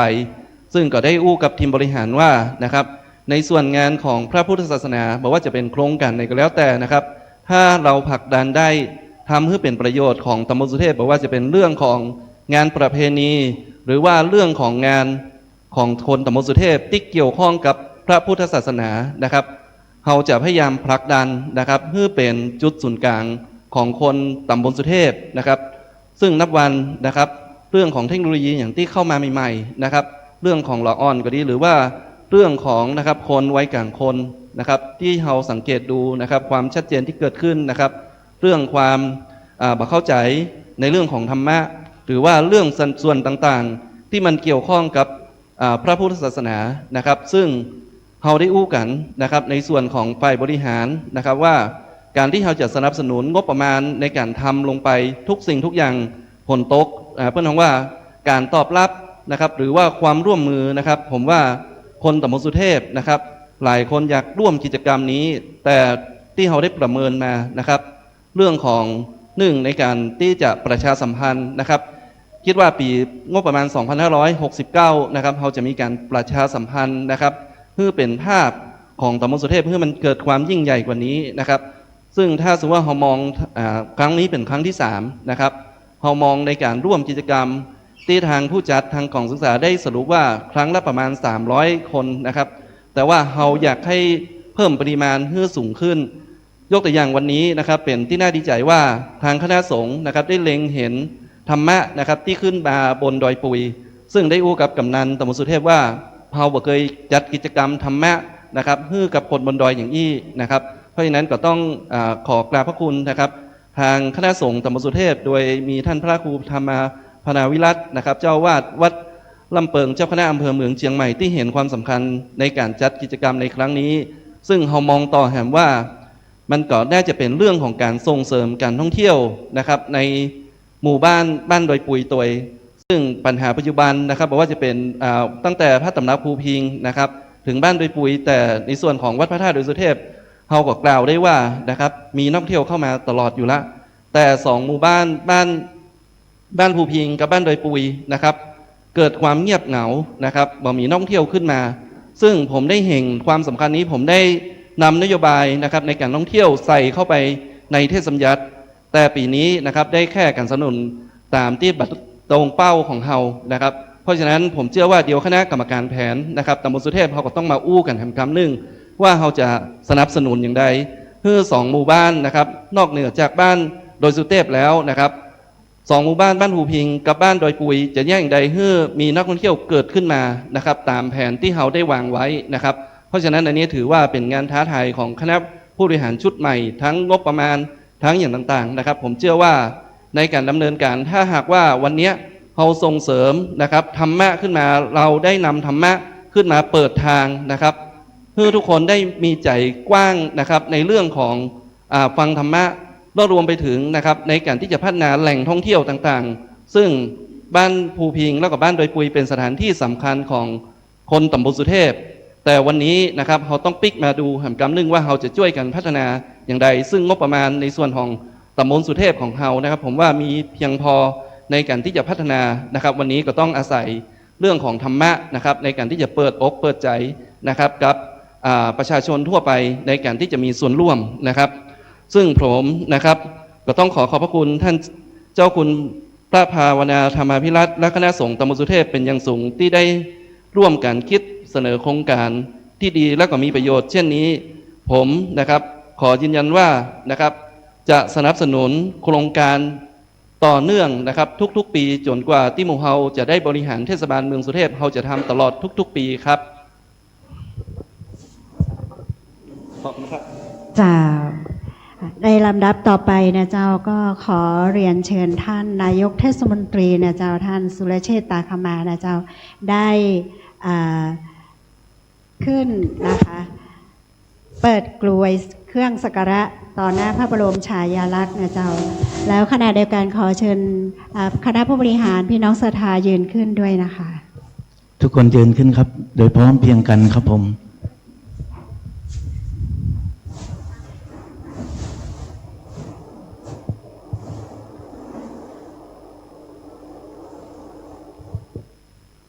ถวายความเคารพครับ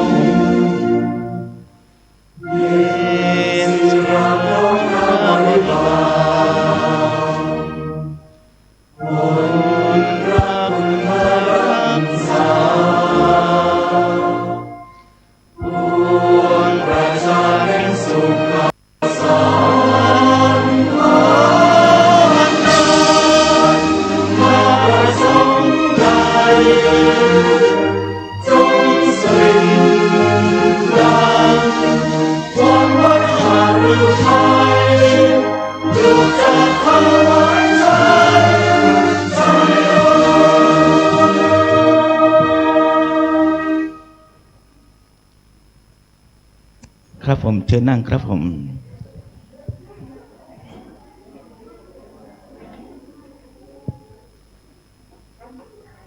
ลำดับต่อจากนี้ไปก็ได้เข้าสู่หัวใจของงานธรรมสัญจรของเทศบาลเมืองสุเทพตำบลสุเทพเฮานะครับผม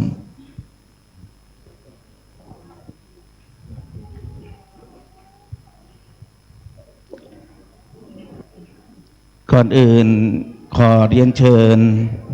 นายประยูนสิริสุภานะครับผมจุดเทียนส่องธรรมครับผมเจ้าหน้าที่เทียนชนวนครับอาจารย์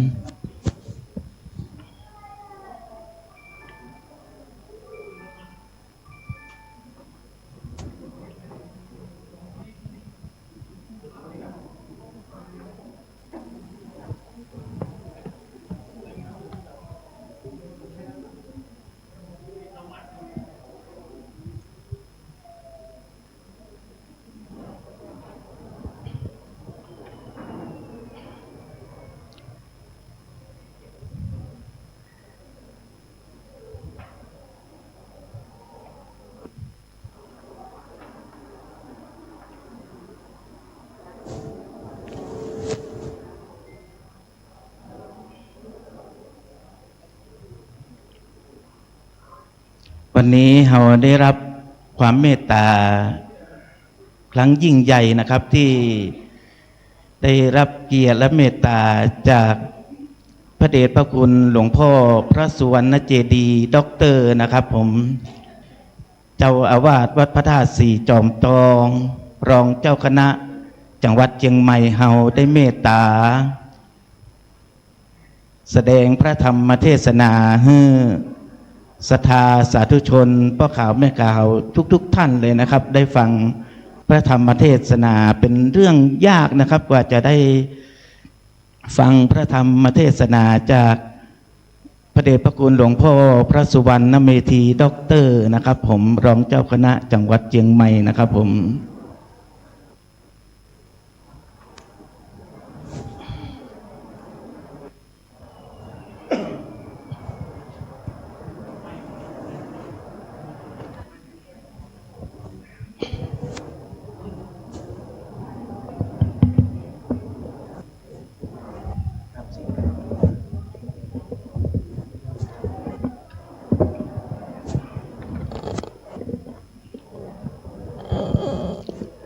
ขอเชิญท่านกำนันตำบลสุเทพเฮานะครับบ้านดอยปุยบ้านมงดอยปุยหมู่ที่11นะครับได้ประเคนพานดอกไม้เพื่อรับอาราธนาเบญจศีลครับผมขอเรียนเชิญครับผม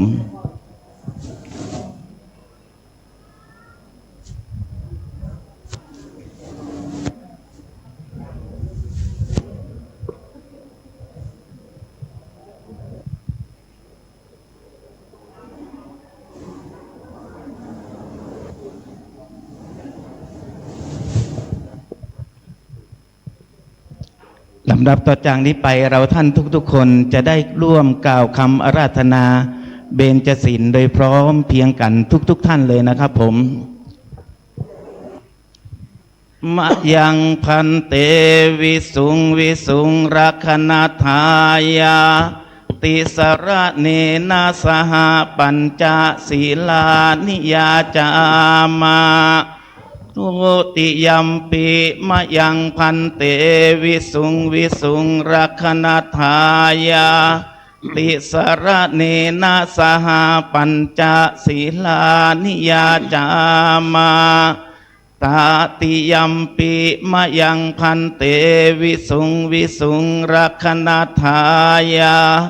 ติสระเนนะสหปัญจศีลานิยาจามานะโมตัสสะภะคะวะโตอะระหะโตสัมมาสัมพุทธัสสะนะโมตัสสะภะคะวะโตอะระหะโตสัมมาสัมพุทธัสสะนะโมตัสสะภะคะวะโตอะระหะโตสัมมาสัมพุทธัสสะนะโมตัสสะภะคะวะโตอะระหะโตสัมมาสัมพุทธัสสะนะโมตัสสะภะคะวะโตอะระหะโตสัมมาสัมพุทธัสสะนะโมตัสสะภะคะวะโตอะระหะโตสัมมาสัมพุทธัสสะพุทธังสรณังคัจฉามิพุทธังสรณังคัจฉามิธัมมังสรณังคัจฉามิธัมมังสรณังคัจฉามิสังฆังสรณังคัจฉามิสังฆังสรณังคัจฉามิตุติยัมปิพุทธังสรณังคัจฉามิตุติยัมปิพุทธังสรณังคัจฉามิตุติยัมปิธัมมังสรณังคัจฉามิตุติยัมปิธัมมังสรณังคัจฉามิตุติยัมปิสังฆ ฆังสารนังคัจฉามิ ทุติยัมปีสังฆังสรนังคัจฉามิ ตติยัมปิพุทธังสารนังคัจฉามิ ตติยัมปีพุทธังสรนังคัจฉา ต มิ ติยัมปิธัมมังสารนังคัจฉามิ ตติยัมปีธัมมังสรนังคัจฉา ต มิ ติยัมปิสังฆังสารนังคัจฉามิ ตติยัมปีสังฆังสรนังคัจฉามิ ปานาติปาตาเวระมณีเสขาปะตังสมาธิยามิ ปานาติปาตาเวรมณีสิกขาปะตังสมาธิยามิ อาเตนาตานาเวระมณีเสขาปะตังสมาธิยามิ อาทินนาทานาเวรมณีสิกขาปะตังสมาธิยามิ กาเมสุมิจฉาจาราเวระมณีเสขาปะตังสมาธิยามิ กาเมสุมิจฉาจาราเวรมณีสิกขาปะตังสมาธิยา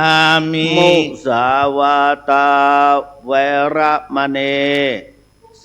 ขาปะตัง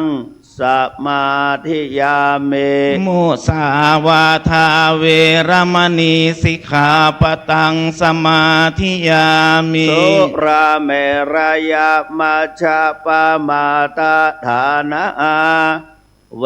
ระมณีเสขาปะตังสมาธิยามิ สุราเมรยามัชฌะปมาทฐานาเวรมณีสิกขาปะตังสมาธิยามิ อิมาเนปัญจสิกขาปตาเนเสเลนะสุขติงยันติ สาธุ เสเลนะโภคะสัมปตา สาธุ เสเลนะเนโพติงยันติตัสมาสีลังวิโสทะเย สาธุลำดับต่อจากนี้ไปเราท่านทุกๆคนนะครับผมจะได้ร่วมสดับรับฟังพระธรรมเทศนาโดยพร้อมเพรียงกันณบัดนี้ พระมาจโลกาธิปติสัมปติกัดอัญชรีอันทิวรังอายาจาธา สันติทาสันตาปรชาคชาติกาเทเสตุธรรมังอนุกรรมปิมังประจังอาราธนังกโรมา นะโมตัสสะภะคะวะโตอะระหะโตสัมมาสัมพุทธัสสะนะโมตัสสะภะคะวะโตอะระหะโตสัมมาสัมพุทธัสสะนะโมตัสสะภะคะวะโตอะระหะโตสัมมาสัมพุทธัสสะเอวัมพุทธังสรันตานังธัมมันจะสังฆันจะภิกขโวพยังวาฉัมพิตัตตังวาโลมหังโสนะเหสติติขอถวายความเคารพพระเดชพระคุณหลวงพ่อเจ้าคุณพระภาวนาธรรมาภิรัตน์เจ้าคณะอำเภอเมืองจังหวัดเชียงใหม่พระเดชพระคุณหลวงพ่อพระครูโคสิทธิ์ปริยัตยาภรณ์ท่านพระครู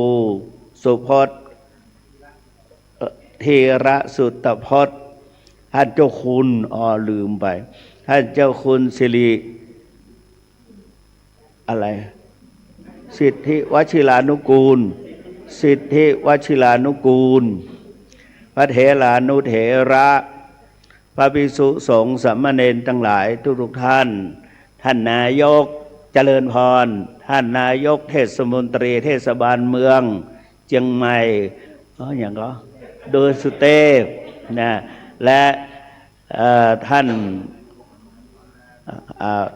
ข้าราชการบำนาญตลอดถึงเกียรติบอกนะอย่างก็ฝ่ายกำนันผู้ใหญ่บ้านคณะผู้บริหารผู้ปกครองท้องถิ่นและอุบาสกอุบาสิกาและก็ลูกๆหลานๆทั้งหลายทุกท่านณโอกาสบัดนี้จักได้ชี้แจงแสดงพระธรรมเทศนาพรรณนาถึงศาสนธรรมคำสอนแห่งองค์สมเด็จพระชินวรสัมมาสัมพุทธเจ้าเพื่อเป็นการเฉลิมฉลองศรัทธาความเชื่อภาษาทาความเลื่อมใสในธรรมของสมเด็จพระสัมมาสัมพุทธเจ้าแล้วจะได้น้อมนำเอาธรรมะมาเป็นหลักสำหรับประกอบการดำเนินชีวิตประจำวันตามสมควรแก่เวลากราบอาราธนาและเจริญพรเอามือลงไว้บนตักได้นั่งแบบสบายๆวันนี้นับว่าเป็นสิริมงคลอันสูงส่งที่คณะสงฆ์กับคณะผู้ปกครองท้องถิ่นพอตลอดถึงข้าราชการได้มามองเห็นว่าการที่นำเอาธรรมสัญจรคณะของคณะสงฆ์ตำบลสุเทพเขต1เขต2เขต2พร้อมด้วยคณะกรรมการปกครองท้องถิ่นได้นำมาจัดที่บนดอยปุยแห่งนี้ โดยคือการงบประมาณสนับสนุนถึง 200,000 บาทมานึกถึงโครงการ 200,000 ของพระบาทสมเด็จพระเจ้าอยู่หัวในสมัยเมื่อพระองค์ทรงเสด็จในปีพุทธศักราช 2512 ครั้งหนึ่งและเพื่อมาพัฒนาโดยปุยและก็ปีพุทธศักราช 2517 ที่ได้พระกรุณาโปรดเกล้าคือข้าราชการฝ่ายมหาวิทยาลัยมหาเกษตรได้มีส่วนร่วมพัฒนาดอยปุยในข่าวครั้งนั้นทำให้ดอยปุยนั้นมีความเจริญรุ่งเรืองและก็ส่วนข้าราชการท้องหรือนักปกครองท้องถิ่นก็ได้ดำเนินตามพระยุคลบาทของพระบาทสมเด็จพระเจ้าอยู่หัวเฉลิมฉลองมาโดยตลอดทั้ง2รัชกาลทั้งรัชกาลที่9และก็รัชกาลที่10ก็ยังดำเนินการอยู่คณะสงฆ์ก็ได้อนุวัตตามหรือว่าทำตามมาโดยตลอดวันนี้ได้มีพิธีกรรมหลายอย่างตอนแรกหลวงพ่อก็นึกเหมือนกันว่าจะเทศเรื่องอะไรอย่างเปลี่ยนไปเปลี่ยนมาเต้นนั่งเงียบๆนะคือเปลี่ยนสูตรอย่าเอาอย่างดีพอดีอาจารย์พระครูโคสิทธิ์ปริยัติยพรเนี่ยเพื่อนเป็นผู้บังคับบัญชามาโดยตลอดบังคับบัญชาทำไมนะตั้งแต่อยู่กรุงเทพเป็นประธานชมรมสหธรรมิกจังหวัดเชียงใหม่สทช.ให้มาก็เป็นลูกน้องเปิ้ลจากนั้นในปีพุทธศักราช 2542 ตอนนั้นเพื่อจะมีการปริวัติเกี่ยวกับหลักสูตรหรือเกี่ยวกับพิมพ์ปริวัติอักษรล้านนาธรรมะที่หลวงปู่ทองเดชพระคุณหลวงพ่อเจ้าคุณพระพรหมมงคลจะรวบรวมปริวัติจัดพิมพ์พระไตรปิฎก และก็คืออาตมาภาพมาติดต่อประสานงานกับของฝ่ายมหาวิทยาลัยมหาจุฬาลงกรณราชวิทยาลัยเขตเชียงใหม่ตอนนั้นพระเดชพระคุณดำรงตำแหน่งรองอธิการบดีคณบดีอธิการบดีมหาจุฬารองอธิการบดีมหาจุฬาลงกรณราชวิทยาลัยในขณะนั้นก็ได้เพื่อก็แนะนำเพื่อจะมาว่าเพื่อได้เข้ามาศึกษาเราเรียนต่อเหียเพราะว่า ริญญาตรีก็บ่ได้ ก็กำลังศึกษาอยู่ท่านก็เริ่มมาต่อก็ได้จนจบจึงได้กล่าวคำว่าด็อกเตอร์โดยก้นเนี่ยก็เพราะว่ามหาวิทยาลัยมหาจุฬาลงกรณ์ก็วันนี้ท่านก็ได้ถามอาตมาว่าถ้าเจ้าคุณจะเทศเรื่องอะไรอย่างสรุปแล้ววันนี้ให้เข้ากับบรรยากาศที่ลูกๆหลานๆได้สวดอิติปิโสภควาสวดสารพัดยะแต่ว่าเป็นภาษาไทยว่าสรพัดยะแต่ถ้าอู้ในนามของพระสงฆ์ว่าสวดสารพัดยะโดยตลอดระยะเวลาตั้งแต่ปีพุทธศักราช2522เป็นต้นมาท่านสุวรรณเมธีนี่มีส่วนคลุกคลีกับเยาวชนไปอยู่กรุงเทพไปเป็นครูสอนนักเรียนพุทธศาสนาวาทิตก็มีการประกวดสวดสารพันยะมาโดยตลอดและก็ได้เข้าไปร่วมมีส่วนร่วมมาโดยตลอดคุกคีตีโมงกับเยาวชนวันนี้รู้สึกดีใจเลยจะเอาตำนานก่อนที่จะเข้าสู่ตำนาน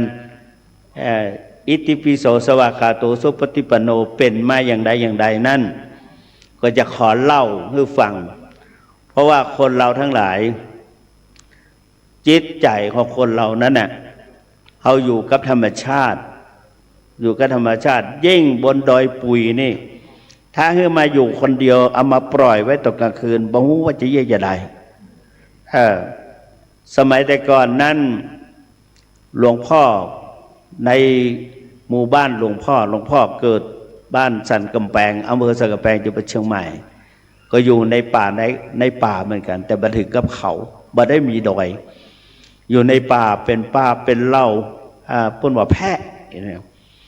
แพะตัวมันจะว่าแมงแพะนะมันจะตัวสัตว์มันจะสัตว์แพะก็คือทุ่งเป็นทุ่งป่าเป็นป่าละเมาะเวลาเข้าไปเนี่ยมีนกตัวใหญ่ๆสมัยก่อนมีหงส์ตัวใหญ่มากๆขนาดนี้ตัวขนาดนี้มกห่านเนี่ยมกห่านมกเป็ดเคยหันก็จะอยู่บนต้นไม้อยู่ดีๆมันร้องโอ้แต่น่ะน่ากลัวมากบางทีเดาะปากเสียหาวตักอันนี้เป็นกาตัวใหญ่เป็นอีแรงกว่าเยอะสมัยก่อนโอ้เนี่ยและหลวงพ่อนี่ไปในป่าไปอย่างไปกับแม่เนี่ยไปหาหน่อไปหาผักหักฟืนหน่อไม้อะไรพวกเนี้ยโอ้เป็นน่ากลัวมากๆตกอกตกใจขนลุกขนพองขนลุกขนพองเราก็เลยได้แม่ก็สอนว่าการให้ตกอกตกใจก็กล่าวว่านะโมตัสสะภะคะวะโตอะระหะโตสัมมาสัมพุทธัสสะนะโมตัสสะภะคะวะโตอะระหะโตสัมมาสัมพุทธัสสะวันลุนมาแม่เล่าให้ฟังมาออกที่ในศึกษาหลวงพ่อเป็นนักศึกษาบาลีปริญญาธรรม7 ประโยคกันเนอะไม่ธรรมดานะเรียนมาเนี่ยไม่มีไหนให้หมดสอน8 ภาคได้แปลเปิ้นเฮียนปีเดียวผ่านถ้าไผ่เฮียนปีเดียวเปิ้นถึงว่าเป็นมีสโลแกนว่าเรียนบาลีเรียนดีๆปีละชั้นหลวงพ่อเรียนให้มันชั้นละหลายปี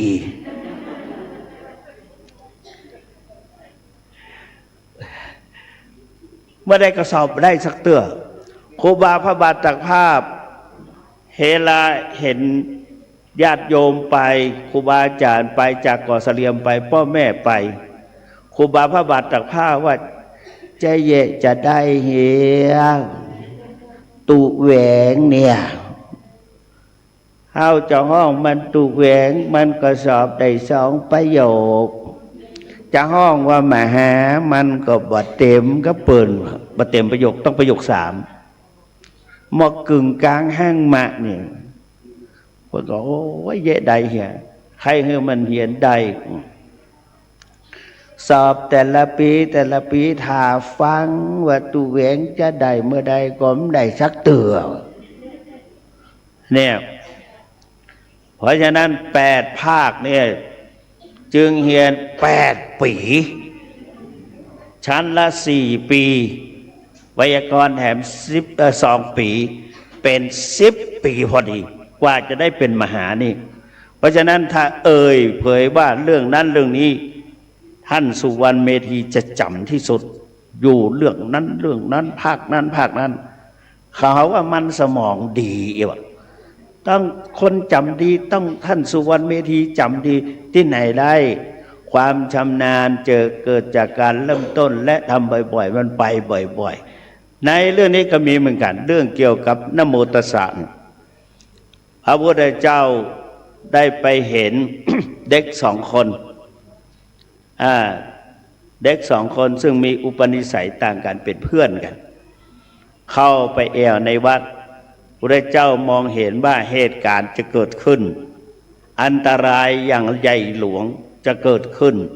และพระรัตนตรัยจะปรากฏ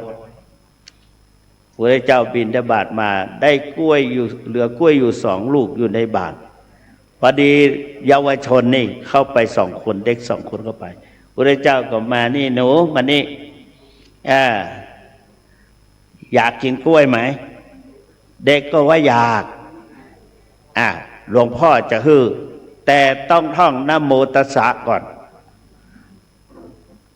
สอนว่านะโมตัสสะนะโมตัสสะภะคะวะโตอะระหะโตสัมมาสัมพุทธัสสะนะโมตัสสะภะคะวะโตละอ่อนนั่น มันเคยได้ยินชักเตือเพราะพระพุทธศาสนายังบ่เข้าถึงละอ่อนก็ท่องไปท่องมานี่เป็นไม่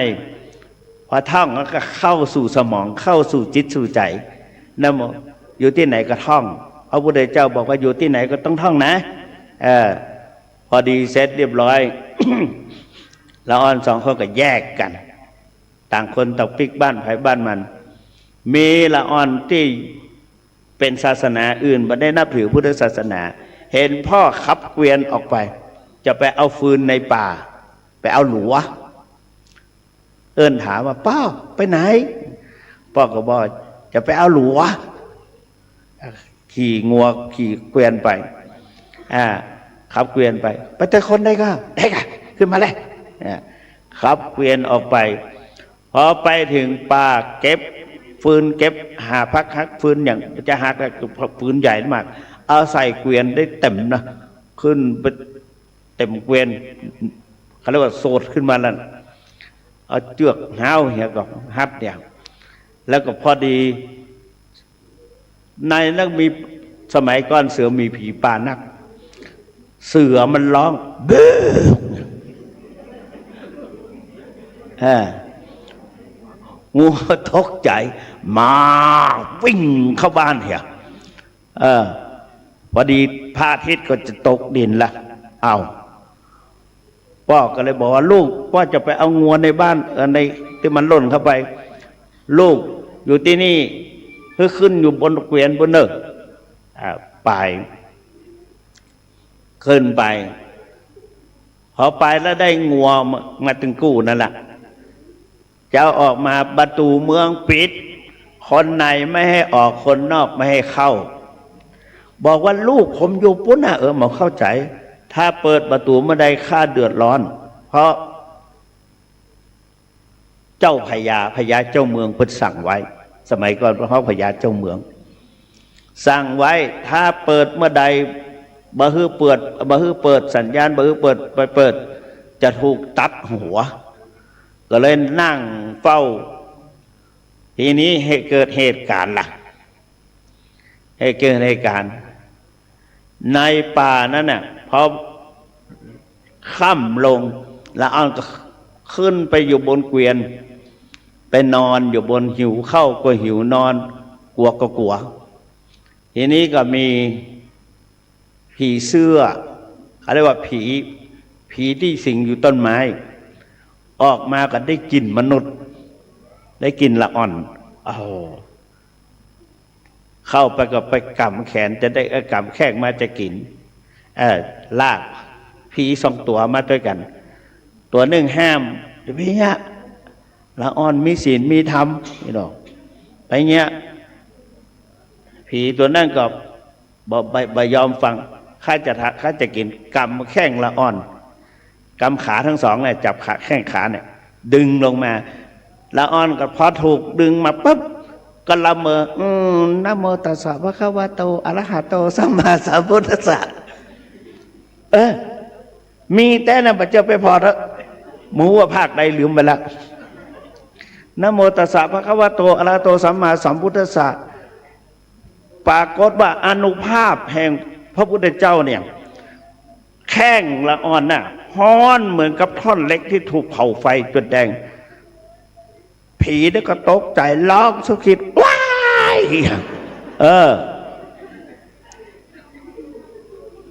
ต่อมืออ้าวนี่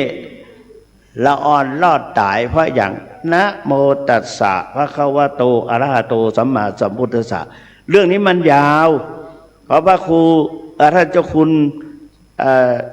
สิทธิวชิรานุกูลบอกว่าเพื่อเวลาแค่45 นาทีเพราะฉะนั้นอยู่พิกัดเพราะว่าเนี่ยนาฬิกานี่ท่านเจ้าคุณภาวนาธรรมพิรัตน์เอาฮือ เปิ้นฮือเดือนงามขนาดมีถุงมีกระเป๋ามีสายสร้อยใช้ไปใช้มาอันนี้จะสังขาราหรือตัวเอี้ยในตุปีถ้ามีเอามาฮือแถมเด้อเนี่ยนอกจากนั้นเอาปัจจุบั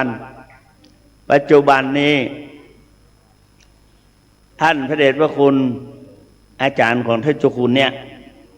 พระครูโคสิทธิ์ปริยัติตยพรไปอยู่วัดมหาอย่างวะวันนี้นี่เนี่ยอยู่เนี่ยประแดงมหาวิหารวัดประแดงมหาวิหารนี่ต้นไม้ต้นไผ่เนี่ยนักบ่เชื่อลองท่าอาตมาเทศเสร็จถามบ่เด้อไปว่าปลดท่อท่านพระเดชพระคุณอยู่ที่ไหนเปิ้นบละสวดมนต์ดอกเป็นพระต้องสวดมนต์ภาวนาศึกษาเล่าเรียนภาคเพียรปฏิบัติสันทัดสั่งสอนเปิ้นสวดมนต์การสวดมนต์ภาวนาเนี่ยมีอานุภาพไปผีร้องผีร้องขว้างทำเหมือนกับก้อนหินเนี่ยขว้างต้นไผ่ต้นไม้ต้นไผ่ต้นสีสุกต้นซางอย่างเนี้ยเพียบคำเดียวก็ขว้างก็เดียวก็ขว้างบอกว่าขว้างไปทางใดทำไมรู้ว่าผีขว้างเพราะมันบรรลนถึงพื้นบางครั้งก็เป็นท่อนไม้บางครั้งก็เป็นก้อนหินซึ่งอยู่ในกุฏิจะสังเกตได้กำหนดได้ขว้างได้อยู่กี่วันวะ7 วันถึงวะ3 วันหรือ7 วันนี่แหละเนี่ยหลวงพ่อสวดมนต์ตั้งหันมาขว้างไก่ออก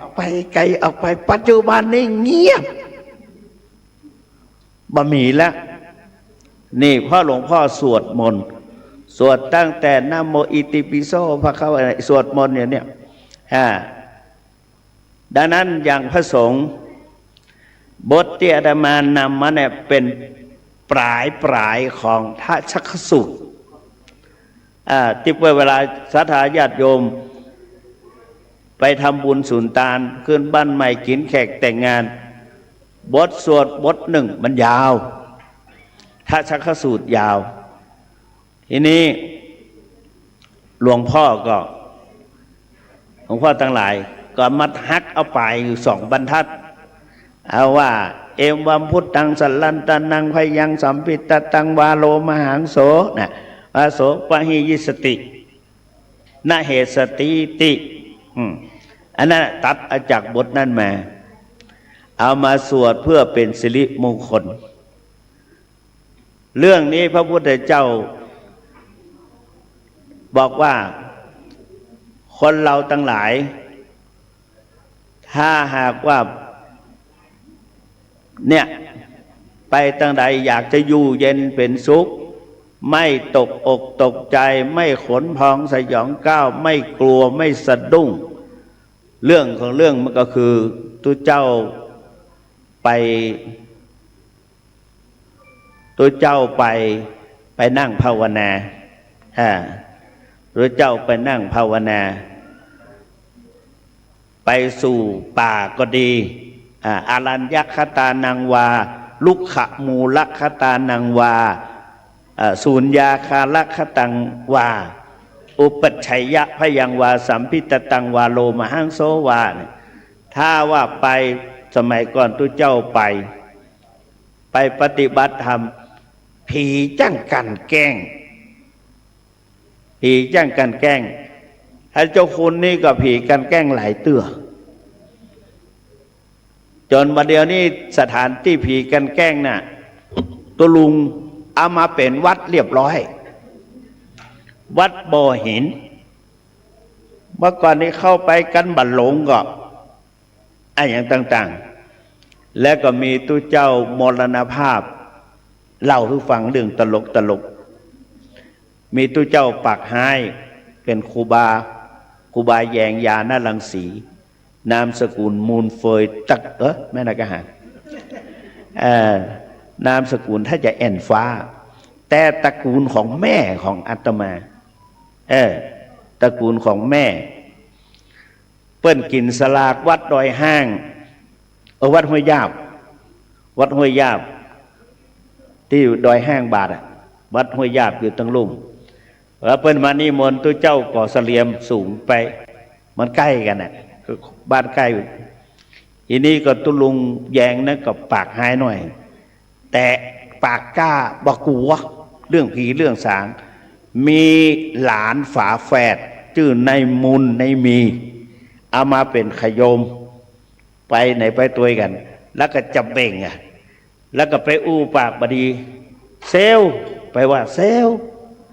ขใดขยมมือข้ามีขยมอยู่2 ตัวมันเป็นลูกแฝดข้าได้อย่าปั่นสักตัวปรากฏว่าลุงมูลนั้นเป็นเปิดเป็นเหลืองวันนั้นเอาลุงมูลไปตัวลุงมีบ่ได้ไปเอาไปคนหนึ่งเวลาขยมเอาไปคนหนึ่งว่าแล้วก็เป็นเปิดเป็นเหลืองอันนี้แม่เล่าให้ฟังนะเอาไปเอามาก็ลุงมูลนั่นก็สมัยก่อนเป็นไข้ปลาไข้อย่างก็เสียชีวิตไปเหลือกันลุงมีอันนี้อันดับ 1อันดับ 2เป็นตัวเก่าตกเข้ามาตัวเก่าไปสลักกระพัดไปตะโกนว่าเซลเปิ้นนี่ไปกินสลากหวยยาป่ะเปิ้นนี่มุ่นขิงไปขิงเป็นหาใส่เปิ้นปีกมาก็เซลลอยปรากฏว่าปีกมาเมื่อคืนนั่งฟุบกับกระโถนกันใหญ่น่ะเลือดเต็มปาก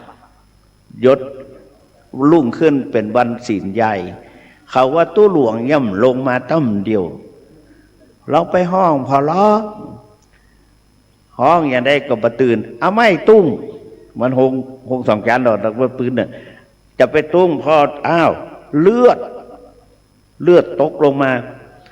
ก็เลยงัดหน้าต่างกันไขงัดตูหน้าต่างเข้าไปครูใบแยงมีแล้วมรณภาพไปแล้วอันนี้เป็นเล่าให้ฟังนะว่าเขาเกิดประทันเท็จจริงยังไงนะไปถามแม่ก็เสียชีวิตไปเห็นละได้หัวอันนี้สมัยก่อนนั่นแหละนอกจากนั้นเรื่องอยู่ในพระไตรปิฎกที่พระพุทธเจ้าประทานสวดบทกรณียเมตสูตรมีตัวเจ้าอยู่คณะหนึ่ง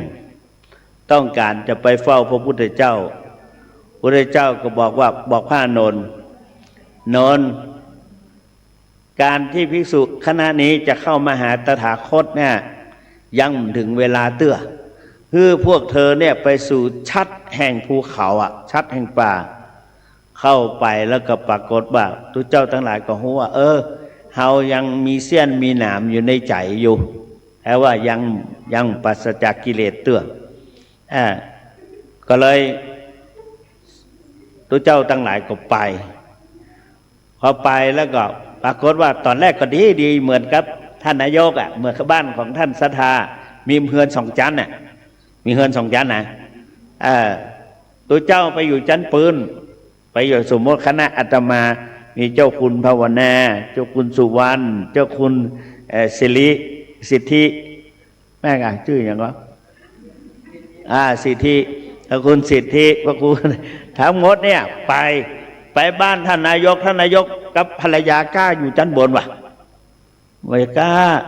ลงมาอยู่ทั้งนอกตัวเจ้าไปอยู่นี่ลงมาอยู่ทั้งนอกว่าตอนแรกก็ม่วนใจตัวเจ้าไปบ้านเนาะม่วนเนาะถ้าอยู่หลายวันม่วนวะจะเอาอย่างก่อนลำบากไปก็บอกไปมาอย่างหลายวันตัวใครจะปิกมาได้ก็บอกปิกสักเตือเทวดาเหล่านั้นก็เลยมาปรึกษากันว่ามนุษย์อาจจะเป็นอย่างก็จังจิตใจมันกันเมื่อค่ำมันเนี่ยมันกลัวผีเพราะนั้นเขาจะหลอกต่างคนต่างมันเนรมิตตัวเจ้า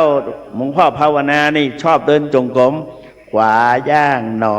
ซ้ายย่างหนอดินลูกเตียวดินขวาย่างหนอซ้ายย่างอยู่ดีๆเทวดาตนหนึ่งกับโผล่แขนเอามาโผล่ดินออกมากำแข้งว่ายภาวนาอยู่ได้วะพระครูโคสิทธิ์ เข้าไปนั่งภาวนาที่ใกล้ต้นไม้อยู่ดีๆก็มีคนกำหัวผ่านมาเนี่ยเหมือนตัวเจ้าบิณฑบาตเอาหัวกำหัวกะโหลกตัวเขาแล้วก็กำหัวแล้วก็เอาบินมาแห่พระเจ้าก็อยู่บัดได้ยิ่งเจ้าคุณสุวรรณเมธีเปิดแนบอะลูกเจ้าไปหาพระพุทธเจ้าปากันอยู่บัดได้พระพุทธเจ้าก็บอกว่าดูก่อนภิกษุทั้งหลายพวกเธอสบายดีเหรอโอ้ผีหลอกคือถูกมาเดี๋ยวนี้เบาๆแล้วพระพุทธเจ้าว่าพวกเธอทั้งหลายได้สวดกรณีสาธยายกรณียเมตสูตรไหม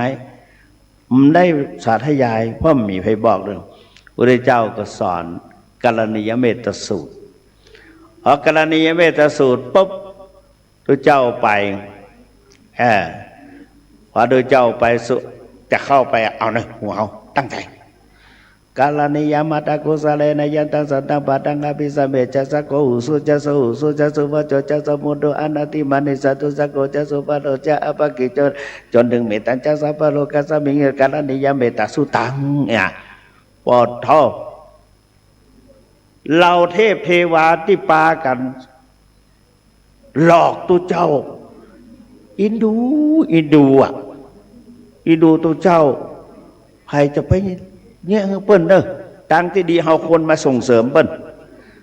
วันพูกมาเจ้าเงินเนรมิต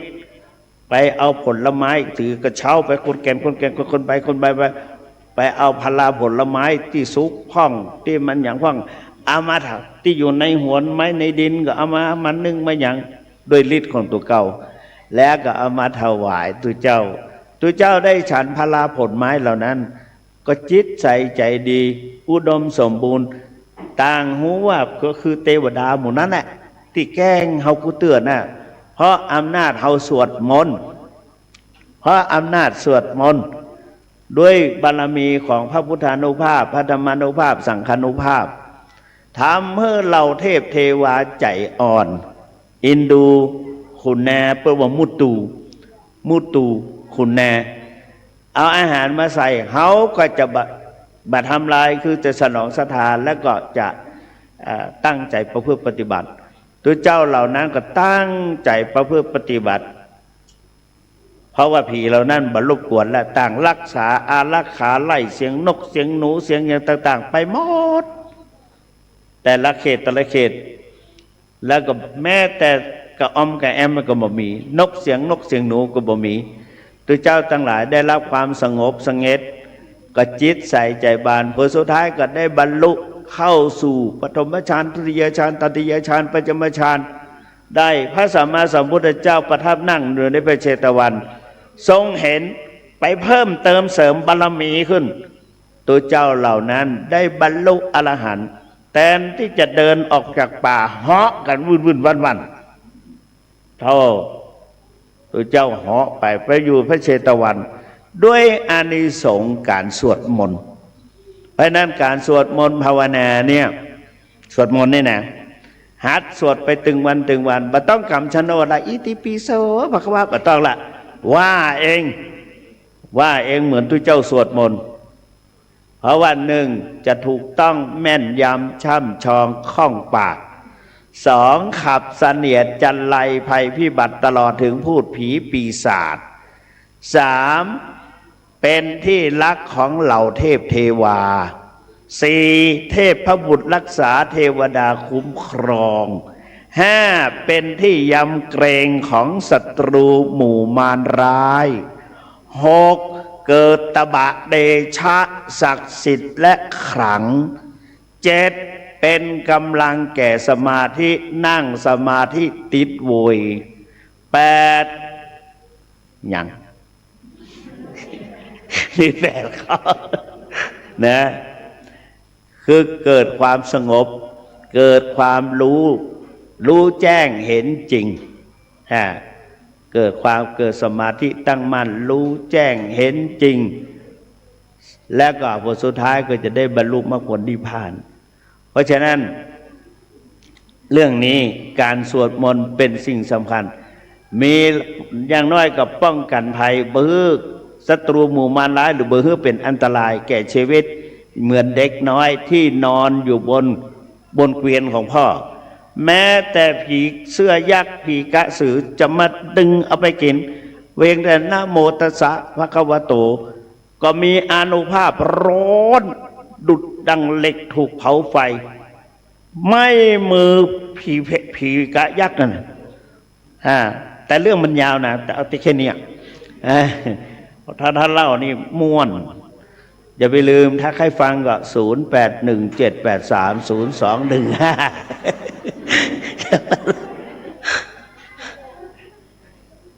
นี่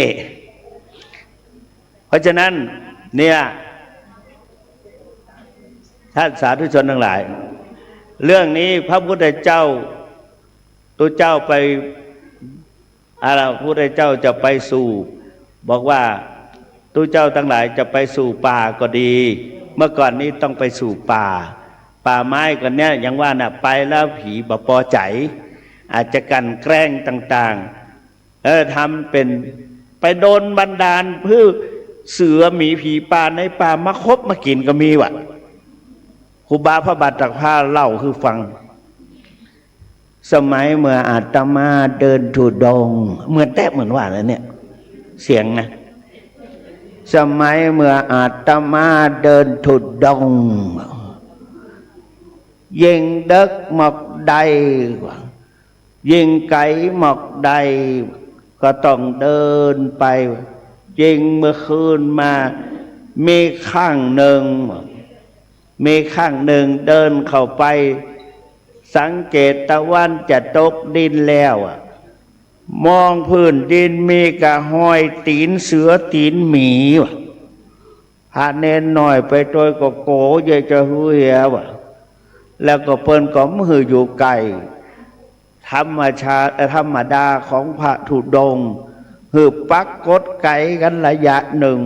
เท่าก็ก่อนดินควางกันมาถึงเนี่ยแล้วก็ดินคว้างกันที่นอนนะคว้างถ้านอนนี่นักคว้างกันแล้วก็ก้อนดินมาถึงกันเพราะกลัวเขาคว้างจะถูกกันไงเปิ้นมีรักของเปิ้นนอนห่างกันกลางกดแล้วก็บอกว่าชูเขาทั้งหลายถ้าเข้าไปในกดแล้วไม่ว่าจะเหตุเกิดอาการอะไรเกิดขึ้นอย่าได้วิ่งมาหากันเป็นอันขาดคืออยู่กดไทยกดมันตัวอาตมานี่ในฐานะเป็นผู้ปกครองก่อนจะรับจะนอนก็ว่าข้าแต่พระพุทธพระธรรมพระสงฆ์บัดเดี๋ยวนี้เหตุการณ์เป็นอย่างนี้ ก็บอกฮู้ว่าถ้าหากว่ามีเวรมีกรรมต่อกัน ก็ขอให้เอาไปกินเตอะถ้าบอกมีเวรมีกรรมต่อกันก็ขอให้ไปไกลๆอันหนึ่งพระเนนเถนน้อยโมนี่เขาฝากเข้ามาหรือเขาปกครองเขาจะไปคบไปกินเขาเนอะถ้าเขามีเพศมีภัยแต่ก็มาหาข้าพเจ้าเพ่อันหนึ่งข้าพเจ้าบำเพ็ญบุญบำเพ็ญกุศลยังไม่อิ่มบ่กายเตือเนี่ยขอคือได้บำเพ็ญจนอิ่มจนกายพออกพอใจแล้วก็ค่อยเอาไปเตอะอย่างแล้วก่อนจะนอนคือกันหายใจก็เอาก้อนหินเนี่ยถ้าถนัดซ้ายก็ใจขวาถ้าถนัดขวาใจซ้ายตั้งกันลมหายใจนะโมก็ไขว่คว้าเอาก่อนยังก็ได้ตัดซะขวางออกไปออกไปทั้งสี่ทิศแล้วก็กดลงสวดอิติปิโสเนี่ยอิติปิโสสวากขาโตสุปฏิปันโนสวดแล้วก็นั่งจำเริญภาวนาแล้วก็ดับไปเดิกมาเป็นว่ามาเดวปั๊บปั๊บเขาเมาล้อมรอบไม่หลังให้กล้าเนี่ยมาก็พอตื่นมาเนี่ยพอว่าหลอดยังบัดได้เจือก็เลยห้องว่าอ้าวไผยังมีชีวิตอยู่เปิดคดมารออยู่เปิดมุ่งยืนหน้าเอามาจะรอเจเล่ให้มันตายสักคนไปพอแล้วพุทธรอบเนี่ยปอดต้องมันเข้ามาได้มีหอยตีนเสือตีนมีมันรอบมันจนใบไม้จนแหลกจนแล้วอ่ะมันย่ำถ้ามันไม่นะโมตัสสะนี่ท่านมหาสง่าตายแล้วนะเนี่ย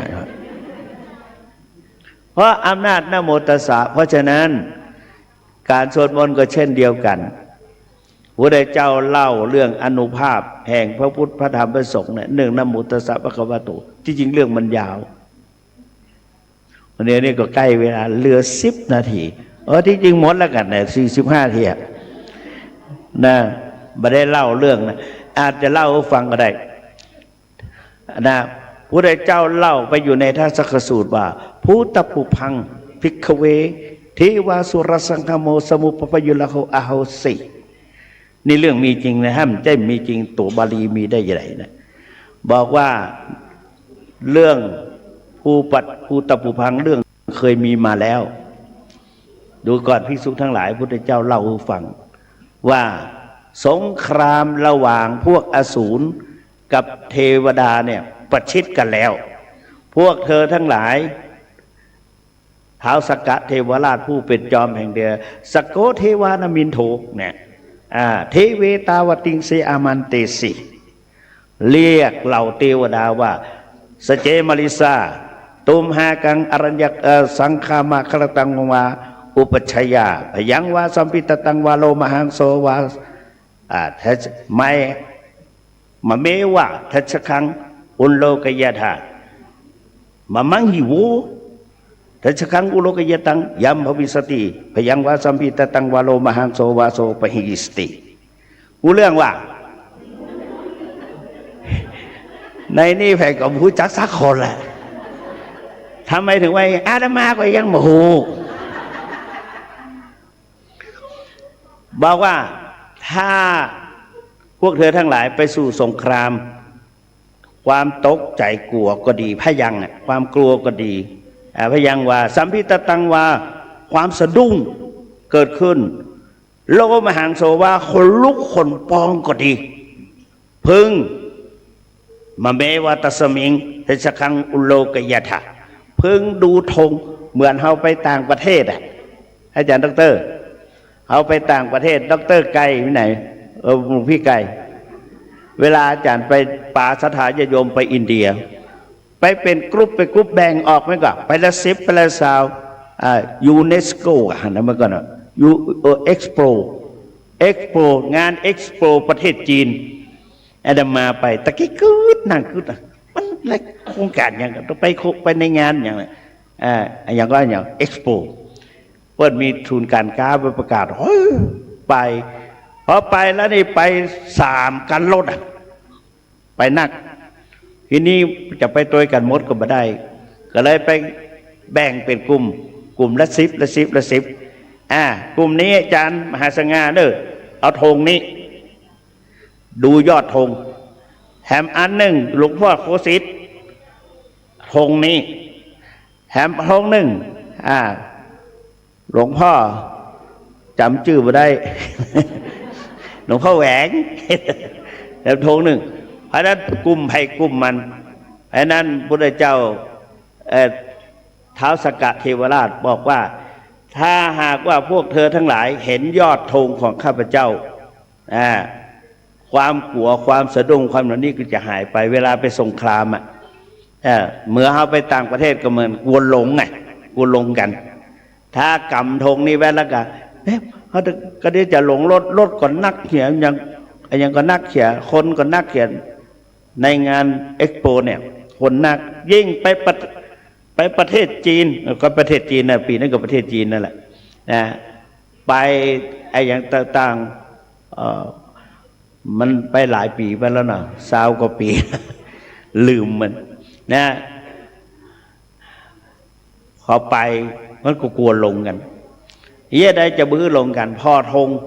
กลุ่มของคนเขามีไหนหัวหน้าเขาอยู่ที่ไหนธงสีแดงสีเหลืองสีอย่างก็แล้วแต่เขาก็พงแล้วก็ความกลัวเหล่านั้นจะหายไปพระพุทธเจ้าตรัสอย่างนั้นพระพุทธเจ้าบอกว่าเท้าเหล่านั้นจะคุ้มครองป้องกันก็ยังบ่ได้ผลสุดท้ายบางทีก็หนีไปเพราะว่าเท้าเหล่านั้นยังมียังวีตลาโควีตโทโสวีตโมโหยังมีราคะโทสะโมหะอยู่ยังมีราคะโทสะโมหะพอถึงคราวจริงๆแล้วตัวเก่าก็เอาตัวเก่าบ่ยุ่งก็เอาตัวรอดเหมือนกันเหมือนกับไปสงครามเวลาสู้ไม่ได้เจ้านายหัวหน้าทัพแม่ทัพหนีละลูกน้องตายอันนี้พุทธเจ้าเล่าอย่างนี้เล่าว่าท้าวสักกะเทวราชอย่างนี้อาหารจะโคภิกขเวที่นี่เข้ามาถึงตัวเก่าส่วนเราได้ตัดอย่างนี้ว่าเมื่อเธอทั้งหลายไปสู่ป่าก็ดีตัวเจ้าไปนั่งสมาธิภาวนาไปสู่ป่าแล้วก็ไปสู่เรือนโคนไม้ไปนั่งใต้ต้นไม้พระธุดงค์นี่ไปนั่งใต้ต้นไม้นั้นไม่มีผีมีสางอย่างถ้าเตอร์เยี่ยมดีมดักเรื่องเล่ามีมากมายถ้าเตอร์ข่มเขาถ้าเตอร์มีผี2 นางเมื่อก่อนพ่ออาตมายังมีชีวิตอยู่ฝนตกใหม่ใบไม้โป่งใบหม่อมเม่าใบอย่างตรงมันมีแมงนูนแมงเนนรู้จักแมงนูนแมงเนนเหรอมันออกมากินใบไม้น่ะตามคบเพลิงไปแล้วมันมีต้นไม้ต้นหนึ่งมีผี2 นางอยู่เขาก็กลัวกันพ่ออาตมานี่มันจะหมอกฮือเป็นน้อยหรอกตอนนั้นยังเป็นนานเถอะมันจะหมอกคือก้าวเข้าไปแล้วใจตัวเก่ากับชนะตัวเก่าหน่อยปรากฏว่าเย็นเยือกเหมือนเข้าไปห้องแอร์อยู่ดีๆเข้าไปห้องศพห้องเก็บศพอยู่ดีๆเปิดตัวเข้าไปเพราะเคยไปด็อกเตอร์ไหวเคยปาไปเอาไปห้องชันสูตรพลิกศพรู้จักด็อกเตอร์ไหวกับด็อกเตอร์มหาสวัยเทวปุญโญพระครูศิริปริยัตยานุศาสตร์อีกเนาะท่านนั้นโอ้โหอกสั่นขวัญหายพ่ออาตมาไปพื้นก็ไม่เย็นเยือกพ่ออาตมาก็ไฟลนมันจะหมอกคือไฟคบเพลิงลนปอดก็เจ็บหัวจ้าดตัวเก่าหูละปิกมาบ้านเจ็บหัวชนิดที่แค่หล่นออกจากมือเอามาแล้วปากก็ว่าแม่ก็ไปลงถามมีผี2 นางว่ะเข็มตั้ง ตั้งหัวป่อทำมาวะเอาตั้งเนี่ยต้นไม้บางต้นแล้วก็เปิดแก้ได้นะถ้าแก้มันได้ก็มันอย่าเอาไปเป็นสามีมัน ได้สองนางจะเอาก็มาเอาเนาะ จะเอากับท่านนายกเอาก็มาเอาเนาะฮะ ผีเนี่ยเอาไปแล้วมาสองนางเพื่อก็ถามพ่ออาตมาจะเอาคนที่อยู่ที่บ้านเราอย่าเอาคนนั้นสักลูกก็ยังอยู่นะพ่ออาตมานี่มีคนต้องการนักแม้แต่ใจบ้านเสื้อบ้านที่พ่อบ้านที่ในหมู่บ้านเขาได้พ่อนานเนี่ยวะเมื่อมาขอตอนนั้นพ่ออาตมายังบ่ตายเตื้อถ้าจะเอาไปนี่ถ้าจะคือตายนี่จะเอาไปมาขออาตมาบอกอนุญาต เปิ้นออกแม่มาซุกซิบแม่ยังมีชีวิตแม่ก่อนตู้เปิ้นมาขอปอเขาว่าเอาไปเป็นแตนติใจบานโอ้ไปแง่อยู่ดีไปเป็นผีเฝ้าหันมาเอาอีเนาะมาอนุญาตฮือ เนี่ยคนดีผีกว่าเขาได้แล้วก็เลยสอนสวดมนต์สอนสวดอันชินบัญชรฮือน่ะไม่ใช่สอนอะไรนะมาสวดฮือฟังสวดให้เพื่อนฟังเพื่อใกล้จะถือแก่กรรมแล้วตอนนั้นทีนี้ท่านสาธุชนทั้งหลายต้นไม้ลุกขับมูเลวาสูญยาคลคตานางวาไปอยู่เรือนว่างแห้งกลางต้งเนี่ยพระเจ้าเป็นนั่งสมาธิภาวนาถ้าความกลัวก็ดีความสะดุ้งก็ดีพยังวาสัมพิตตังวาโลมหังโสวาคนลุกคนปองเกิดขึ้นพึงเพราะว่ามังตสมิงอนุสลยธาพึงสวดอิติปิโสนักเรียนลองสวดอิติปิโสให้ฟังหน่อยดิว่าพร้อมกันทุกคนสวดพร้อมกันอิติปิโสภะคะวาอะระหังสัมมาสัมพุทโธวิชชาจารณะสัมปันโนสุขโตโลกวิทูพอแล้วเลยเวลาเพิ่นไหน ก็พอนาฬิกาเนี่ยสวดได้เก่งนะมามังหิวูอนุสลตังอนุสลยอนุสลตังยัมภวิสติพยังวาสัมพิตังวาสิ่งเหล่านี้ก็จะหายไปถ้านึกอิติปิโสสวากขาโตอิติปิโสไม่ได้ก็สวดสวากขาโตลังสวากขาโตแล้วสวากขาโตภคะวตาธัมโมสันทิฏฐิโกอากาลิโกพอแล้วมามังหิวธรรมังอนุสลยธาเมื่อพวกเธอทั้งหลายนึกถึงอนุสลตังธรรมังหิโวอนุสลตังยัมภวิสติพยังวาสัมพิตตังเมื่อนึกถึงพระธรรมสิ่งนี้ก็จะหายไปความกลัวจะหายไปเมื่อนึกถึงสวากขาโตมาได้เพื่อสวดสุปฏิปันโนสวดสุปฏิปันโนนี่สุปฏิปันโนภคะวะโตสาวกสังโฆ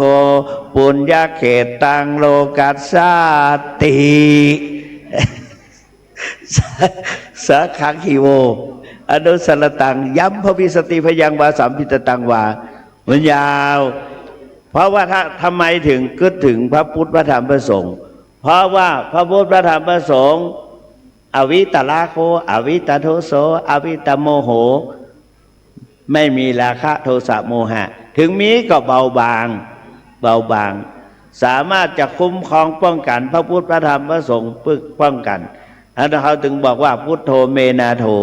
ธัมโมเมนาโถสังโฆเมนาโถประวัติความเป็นมาของอิติปิโสสวากขาโตสุปฏิปันโนที่เราสวดกันไว้ที่เราสวดกันมาทุกวันนี้ก็มีมาจากสงครามระหว่างเทวดากับอสูรปุ้นจันดาวดึงวะเนี่ย นะจันดาวดึงพระอิศวรพระอินทร์อยู่จันดาวดึงตาวติงสาเทวาสัทธมนุสาเวสุงอยู่จันดาวดึงเทวดาก็มีหลายพวกนะก็มีการต่อสู้ที่จริง ไปอยู่เคยเป็นพวกของอสูรอยู่หั่นก่อนแต่ว่าพวกเราทำความดีไว้ผลสุดท้ายพวกอสูรอยู่บ่ได้ก็พวกพระอินทร์เนี่ยก็ปาจมูกไปอยู่ได้ดินแดนใหม่นะก็เลยเนี่ยอันนี้ก็เป็นที่มาพอมาเกิดมาแย่งสงครามก็เกิดขึ้นแย่งชิงที่อยู่ที่อาศัยเพราะนั้นเราท่านทั้งหลายอยากอยู่เย็นเป็นสุขบะตกอกตกใจผลสุดท้ายใกล้หลวงพ่อทองว่าใกล้จัดดับชีพน่ะเป็นสิ่งสำคัญที่สุดว่ะพุทธคุณธรรมคุณสังฆคุณเพราะว่าเขาออกจากโลกนี้ไปแล้วเนี่ยมันมีหลายภพ31ภพภูมิหมูจะไปภพใดเหมือนว่าลงรถแล้วออกไปลบเปิ้ลเอาไปปล่อยที่นั่นแล้วหนทางมีอยู่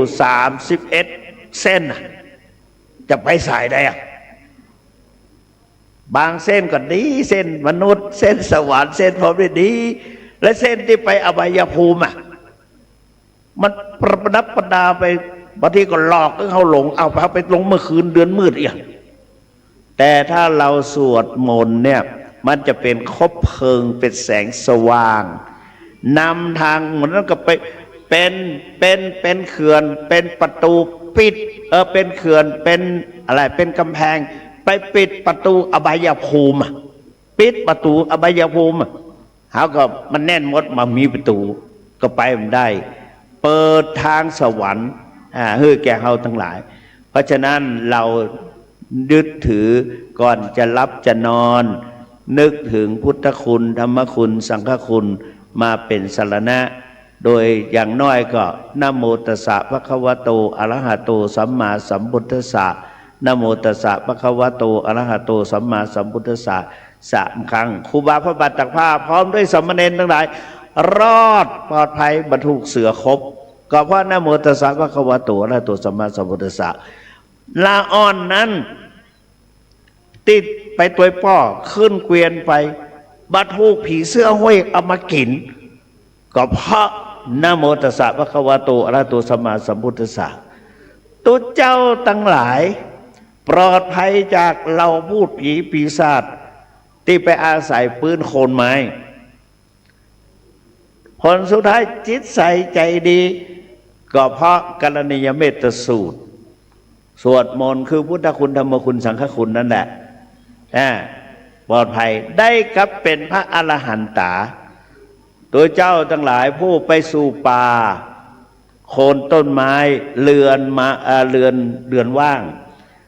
บ่มีอย่างมารบกวนก็เพราะนึกถึงพุทธคุณธรรมคุณอิติปิโสภควาสวากขาโตสุปฏิปันโน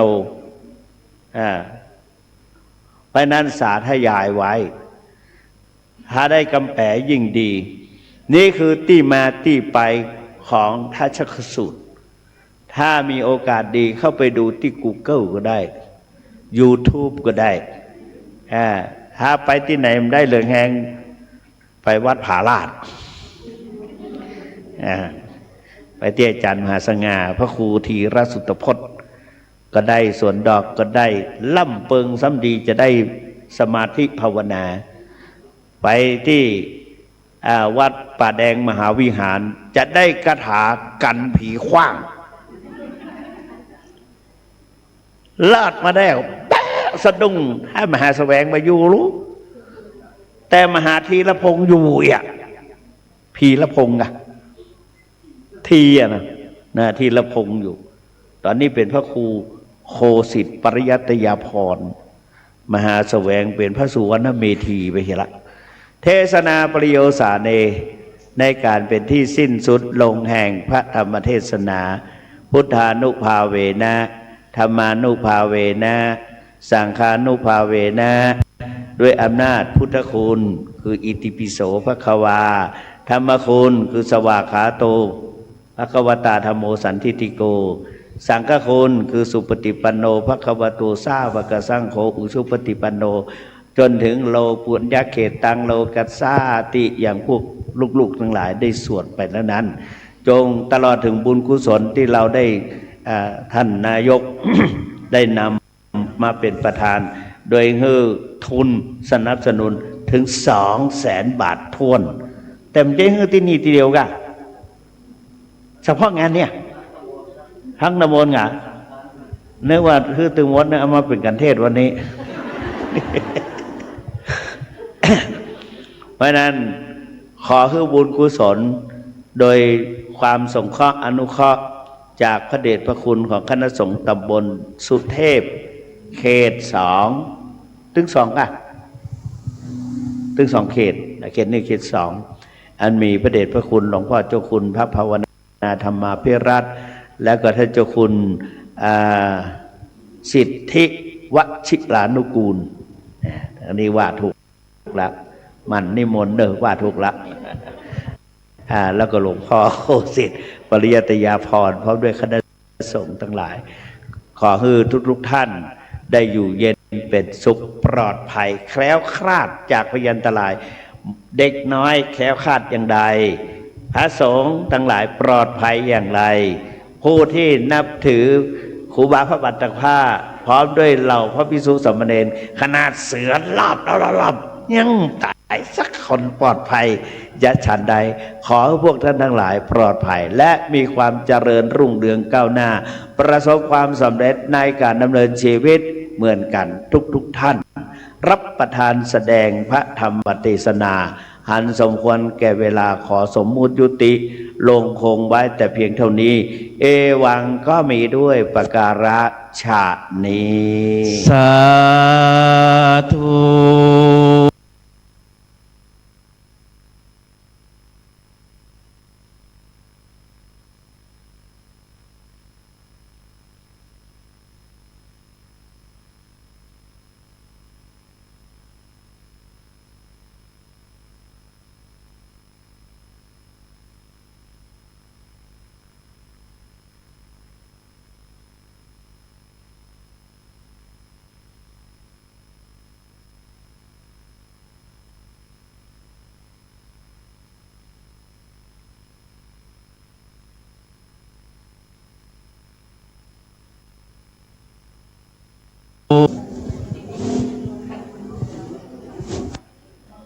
สาธุ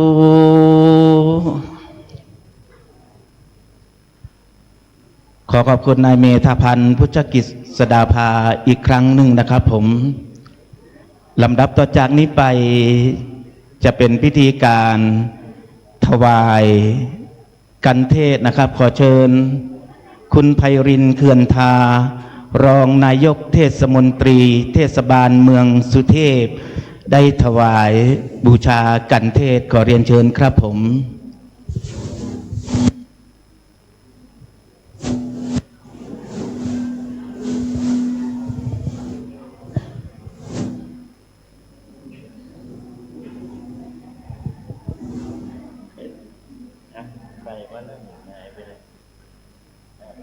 สาธุสาธุสาธุขอขอบคุณคุณไพรินทร์เขื่อนทานะครับผมรองนายกเทศมนตรีเทศบาลเมืองสุเทพอีกครั้งหนึ่งครับผมขอเชิญฮับปอนอันเป็นมงคลครับผมยะถาวาริวะหาปุราปริปุเรนติสาครังเอวะเมวะอิโตทินังเปตานังอุปกปปติอิชิตังปฏิตังตุมหังคิปะเมวะสมิจฉตุสัพเพปุเรนตุสังกปาจันโทปนรโสยะถามะนิโชเตระโสยะถาสัพพิติโยวัชชันตุสัพพะโลโควินัสตุมาเตภวัตวันตรายโยสุขีทีฆายุโกภวะอภิวาทนาสีลิสะนิจังบุทธาปจายโนจตารโลธรรมาวัฏันติอายุวโนสุขังภะลังสาธุสาธุสาธุ ขอน้อมกราบขอบพระคุณในเมตตาบารมีธรรมศีลธรรมพระเดชพระคุณท่านเจ้าคุณหลวงพ่อพระสุวรรณเจดีย์พระสุวรรณเมธีรองเจ้าคณะจังหวัดเชียงใหม่เจ้าอาวาสวัดพระธาตุสีจอมตองนะครับผมขอขอบคุณในเมตตาอีกครั้งหนึ่งนะครับผม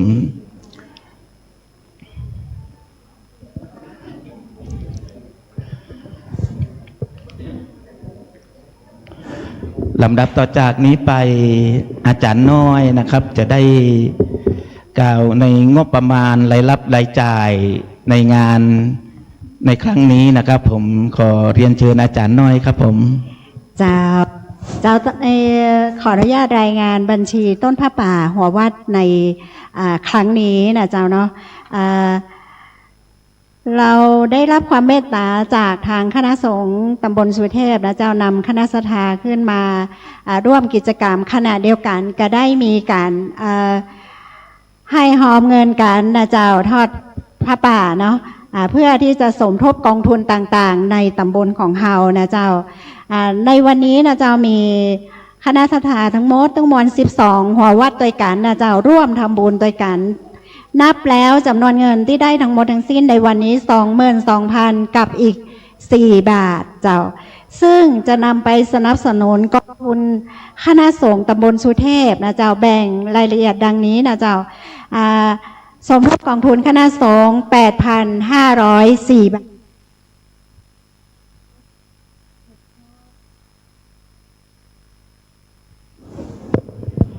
เจ้าสนับสนุนกองทุนหน่วยอบรมประชาชนตำบลสุเทพ 4,500 บาทสนับสนุนกองทุนหน่วยอบรมประชาชนตำบลอำเภออีก 4,500 บาทและสนับสนุนวัดพระธาตุดอยสุเทพวรวิหาร 4,500 บาทสนับสนุนโรงเรียนเจ้าพ่อหลวงอุปถัมภ์เจ้าของสถานที่ที่จัดงานในวันนี้นะเจ้า 3,000 บาทและสนับสนุนสถานีวิทยุวัดฝายหินจำนวน 2,000 บาทเจ้าได้ลำดับต่อไปขอเรียนเชิญทางตัวแทนนะเจ้าได้มอบเงินต่างๆตามลำดับดังนี้เจ้า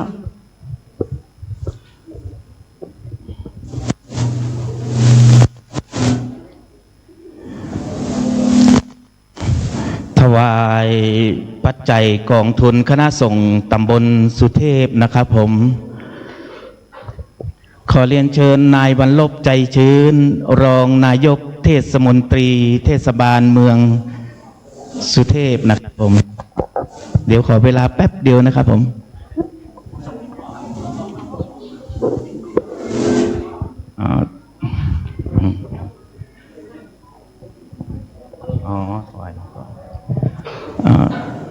ท่านเจ้าคุณพระภาวนาวิรัตถวายหลวงพ่อโคสิทธิ์นะครับก็วันถวายเอง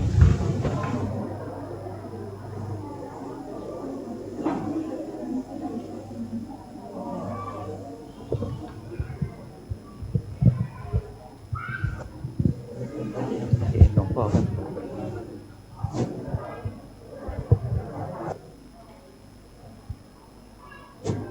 ร้านสงฆ์นี่ภาวนาธรรมะที่ว่า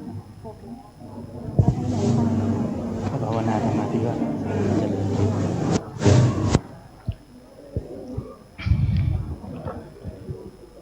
ลำดับต่อจากนี้ไปประธานคณะสงฆ์นะครับจะได้กล่าวสมโภชนียกถาเจริญจิตภาวนาและแผ่เมตตานะครับผม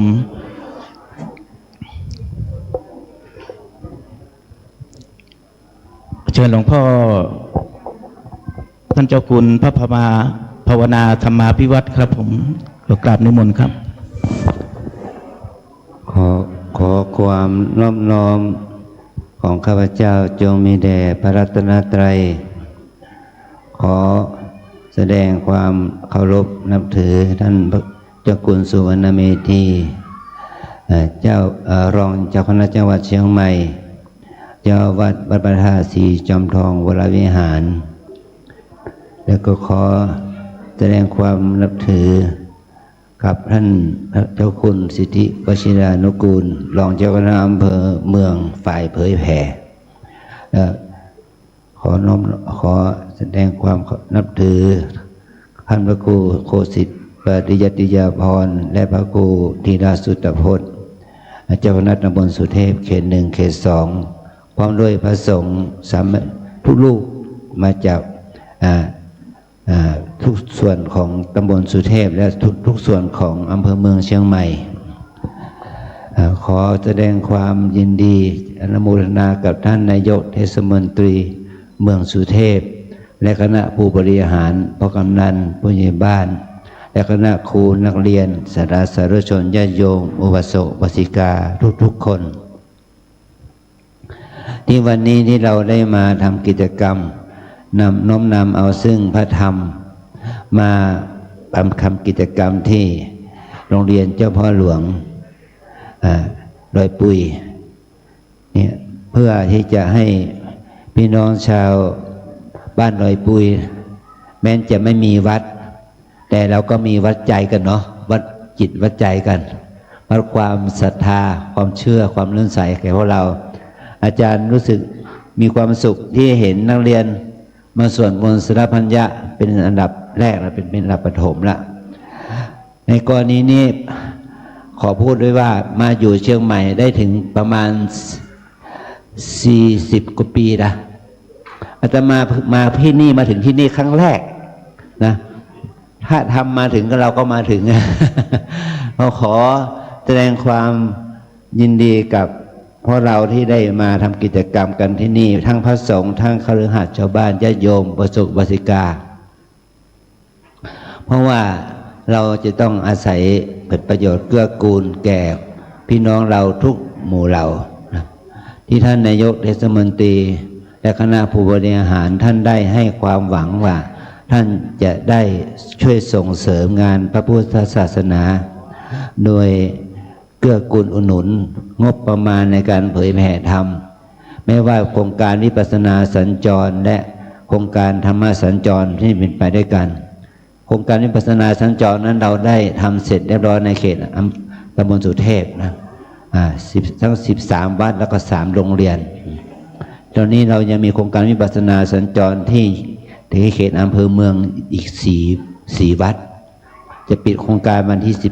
18นี่ขอโครงการเหล่านี้มันเป็นโครงการที่อย่างที่ท่านนายกพูดนะว่าประเมินออกมาแล้วมันได้เปอร์เซ็นต์ที่สูงมากเพราะว่าเป็นงานของศาสนาเนาะเป็นงานของชาวพุทธเราทุกๆคนแม้ว่างานวิปัสสนาสัญจรเนี่ยเราไม่มีงบประมาณเพราะว่าวิปัสสนาสัญจรเขตอำเภอเมืองเราไม่มีงบประมาณเราก็เอางบประมาณของค่าใช้จ่ายของอำเภอเมืองเป็นประมาณเอาไปเผยแพร่งานพระศาสนาให้แก่พระภิกษุสามเณรอุบาสกอุบาสิกาแต่ละวัดในเขตอำเภอเมืองเราให้ได้มีโอกาสได้สัมผัสกับวิปัสสนาสัญจรในเขตอำเภอสุเทพอย่างโชคดีเพราะว่ามีเทศบาลเอื้อเฟื้อเกื้อกูลเรานะเพื่อเกื้อกูลโครงการนี้ก็ทำให้โครงการนี้ได้ประสบผลสำเร็จแก่ทั้งภิกษุและอุบาสกอุบาสิกาศรัทธาญาติโยมให้งานกรรมฐานนี่ได้ขับเคลื่อนเข้าสู่บรรดานักเรียนโรงเรียนต่างๆในเขตเทศบาลเราก็เคลื่อนเข้าสู่ศรัทธาญาติโยมอุบาสกอุบาสิกาแต่ละวัดที่เราขับเคลื่อนไปพลังบุญกุศลนี้เป็นอานิสงส์บุญกุศลเกื้อกูลให้พวกเรานั้นได้ใกล้ชิดกับพระรัตนตรัยได้เข้าใช้ชิดต่อพระธรรมคำสอนของพระสัมมาสัมพุทธเจ้าโดยการประพฤติปฏิบัติด้วยตัวเองด้วยการเอาธรรมะเข้าสู่ใจตัวเองนะพลังบุญกุศลเหล่านี้เป็นพลังความดีงามที่พวกเรานั้นได้กระทำบำเพ็ญแล้วเพื่อเป็นประโยชน์สุดผลทั้งแก่ตนและแก่เราเทพเทวดาทั้งหลายเนี่ยขอให้เราทั้งหลายนั้นได้มีได้ตั้งจิตให้เป็นสมาธิสงบจิตให้ภาวนาเพื่อให้เราได้มีเป็นบุญคลี่เกิดจากการภาวนาสักครู่หนึ่งก่อนที่เราจะได้แผ่เมตตาต่อไปขออนุโมทนาให้เราได้กลับเข้าไปหาธรรมชาติของเราตั้งแต่วันเกิดนะคือลมหายใจเข้าออก หายใจเข้ารู้หายใจออกรู้หายใจเข้ายาวออกยาวเข้าสั้นออกสั้นก็ให้รู้หายใจเข้าลึกจนถึงท้องก็ให้จะเข้าเป็นท้องพองให้เอาเป็นท้องยุบก็กำหนดได้นะขอให้เราภาวนาตามเหตุปัจจัยตามเงื่อนไขที่เราได้ฝึกฝนอบรมมาด้วยเพื่อให้เรานั้นได้สติได้สมาธิได้ความสงบสันติสุขให้มาเกิดขึ้นแก่ตัวเราและแก่ครอบครัวพ่อแม่พี่น้องและก็เราเทพเทวารักษาสรรพสัตว์ทั้งหลายให้ท่านได้อนุโมทนาสืบต่อไป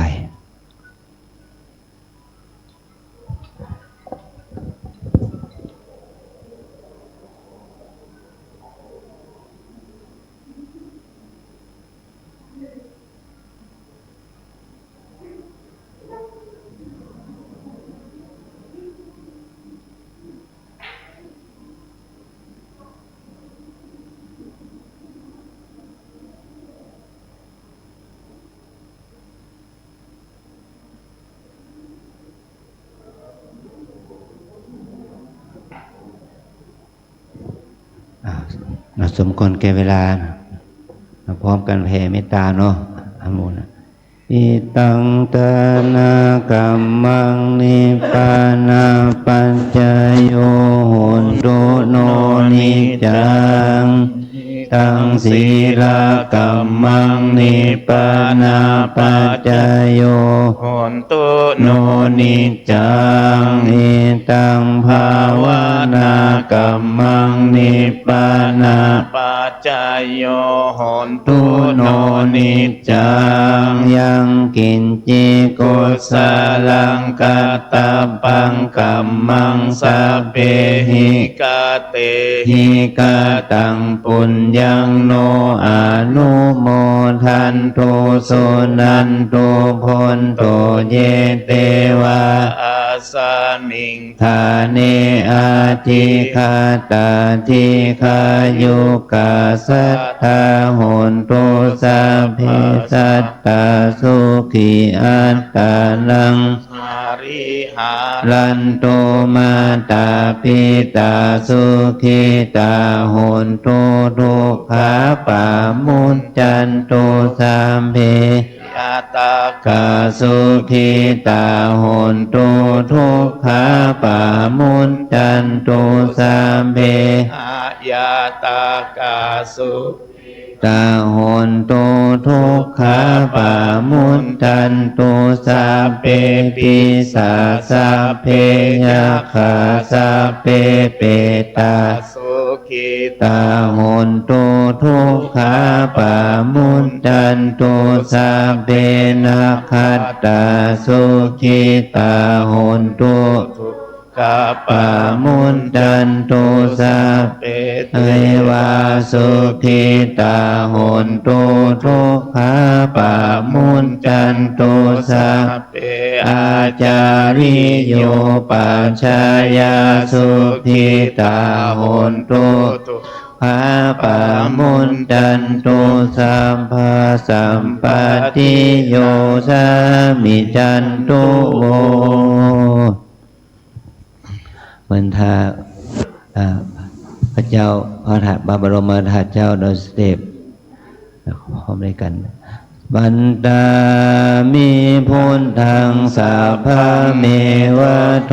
สังฆามาธาเมพันเตวันดามิธัมมังสัพพะเมวะโตสังฆามาธาเมพันเตวันดามิสังฆังสัพพะเมวะโทสังฆามาธาเมพันเตวันดามิคาโรโอปัสชาจาริเยสัพพะเมวะโตสังฆามาธาเมพันเตวันตามิกัมมัฏฐานังสัพพะเมวะโตสังฆามาธาเมพันเตวันตาราเมพันธาสีมังสัพพะเมวะโทสังฆามาธาเมเตวันตามิเจติยังสัมพังสัมพันธาเนโส ติทิตาสาริราธาตุมหาโพธิงพุทธ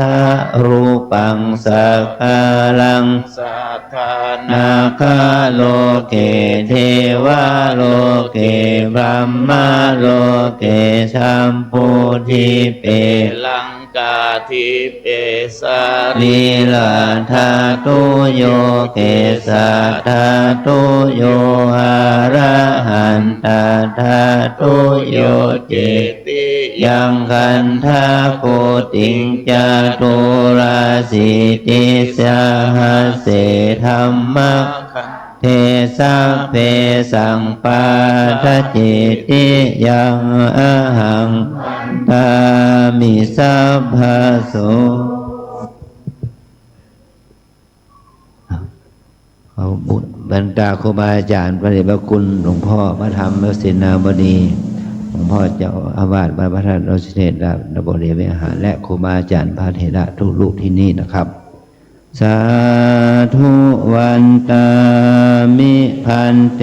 สัพพังอาปาราทังคามาธาเมพันเตมยากาตังปุญญังสามินาอนุโมทิตพังสามินากาตังปุญญังไมหังตาตาปังสาธุสาธุอนุโมทนา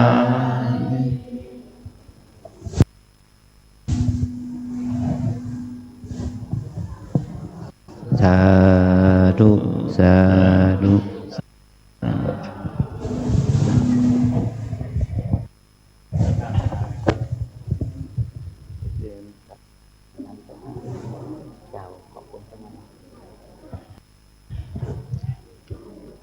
ลำดับต่อจากนี้ไปขอเชิญกำนันเมธาพันธ์พุทธกิจสดาภานะครับผมจะได้กล่าวขอบคุณคณะศรัทธาพ่อขาวแม่ขาวนะครับที่ได้ไปร่วมในงานครั้งนี้นะครับกำนันตำบลสุเทพเฮานะครับเป็นคนบ้านมงดอยปุยหมู่11นะครับผม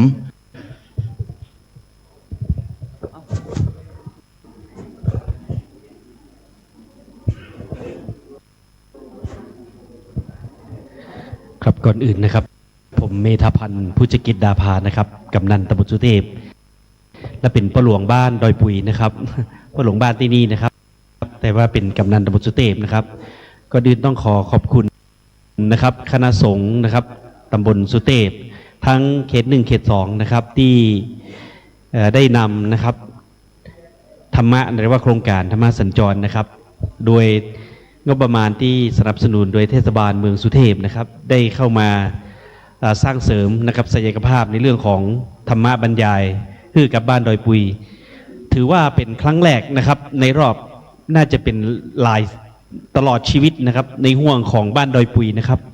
ที่ยังเคยมีโครงการธรรมะเข้ามาในหมู่บ้านลักษณะนี้เลยนะครับตั้งแต่ผมเกิดมาเนาะตั้งแต่อายุตอนนี้ผม54นะครับ55ละ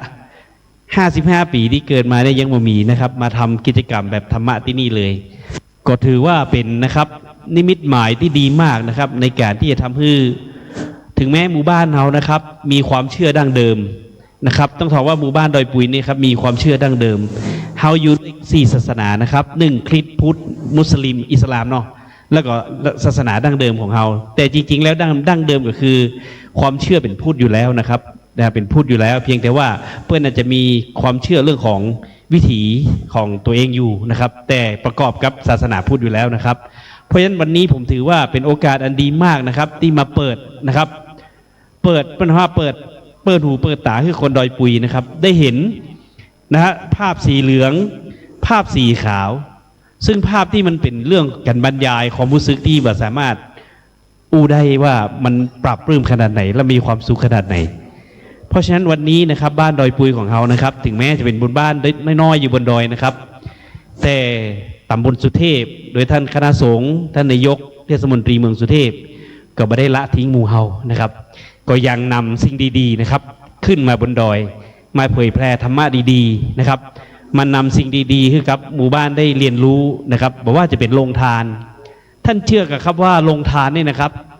บนดอยนี่นะครับบอกให้ได้หันครับว่าการทำโรงทานเนี่ยมันเป็นอย่างไรนะครับ ผมประกาศและประกาศแถมนะครับ สุดท้ายนะครับเขาได้โรงทานที่ค่อนข้างเยอะมากทางที่บอกเคยได้ยินเลยว่าถ้ามาทำโรงทานที่ดอยปุยแล้ว จะมีอาหารการกินเยอะขนาดนี้นะครับ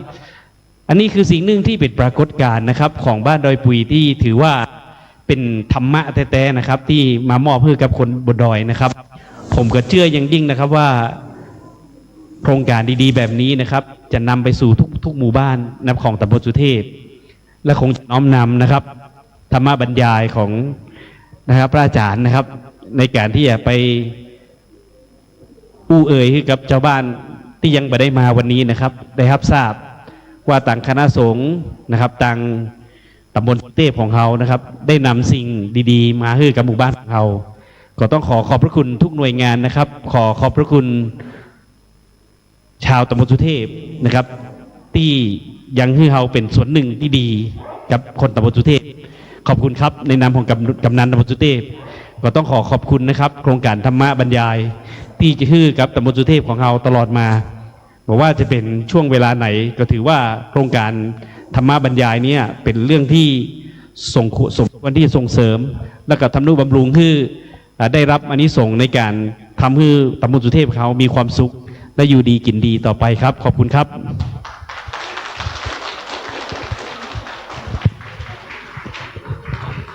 ลำดับต่อจากนี้ไปเราจะกล่าวลาพระรัตนตรัยโดยพร้อมเพรียงกันนะครับผมอะระหังสัมมา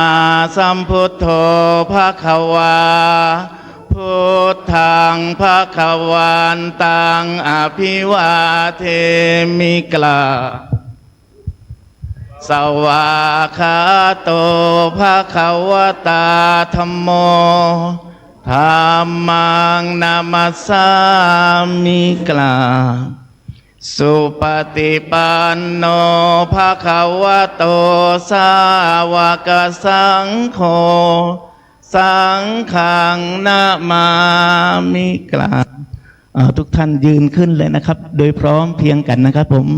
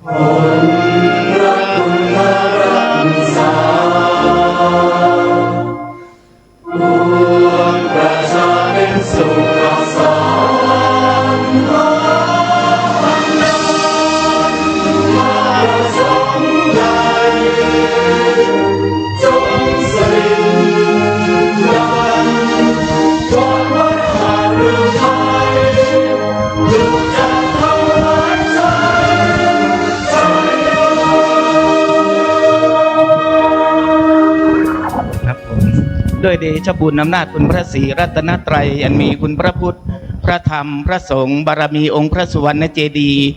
พระบรมธาตุดอยสุเทพบารมีองค์พ่อครูบาศรีวิชัยนักบุญแห่งล้านนาไทยจงอภิบาลปกปักรักษา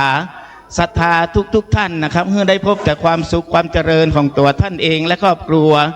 บุญกุศลจงรักษาเทวดาจงคุ้มครองเพื่อหมดทุกข์หมดโศกหมดโรคหมดภัยเดินทางกลับภูมิลำเนาเคหสถานบ้านช่องขอให้เดินทางกลับโดยสวัสดิภาพปลอดภัยคิดหมายประสงค์สิ่งใดขอให้ได้สมดังใจปรารถนาทุกประการด้วยเถิด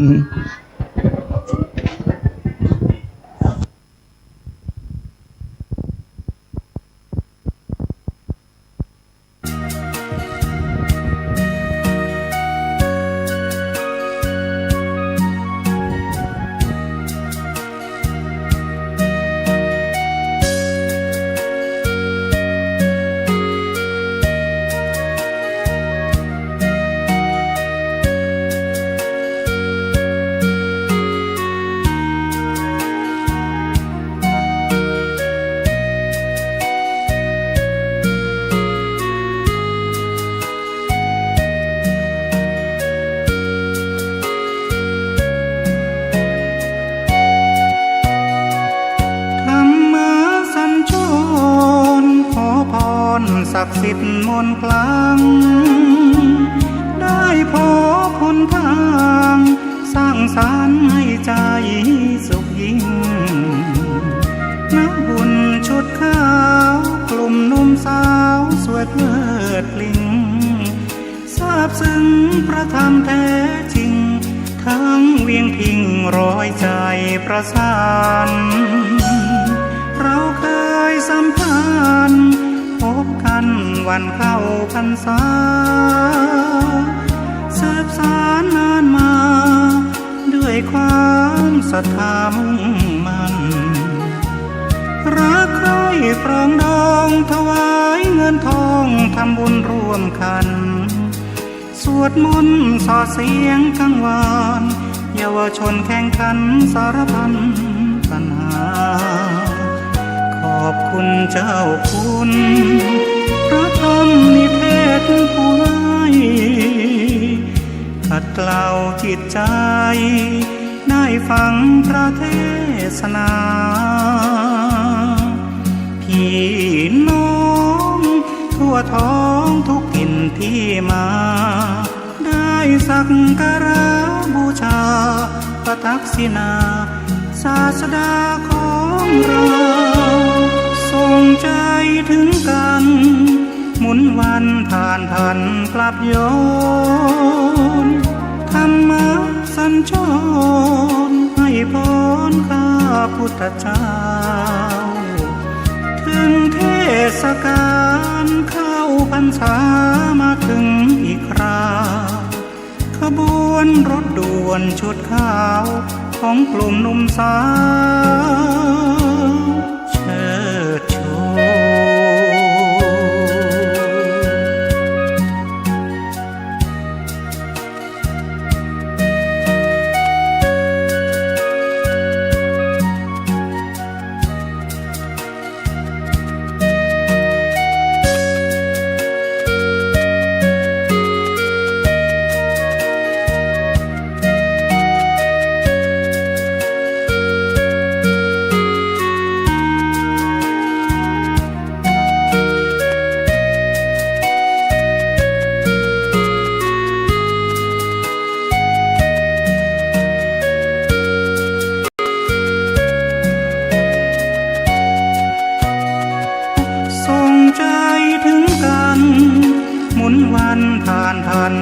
บย้อ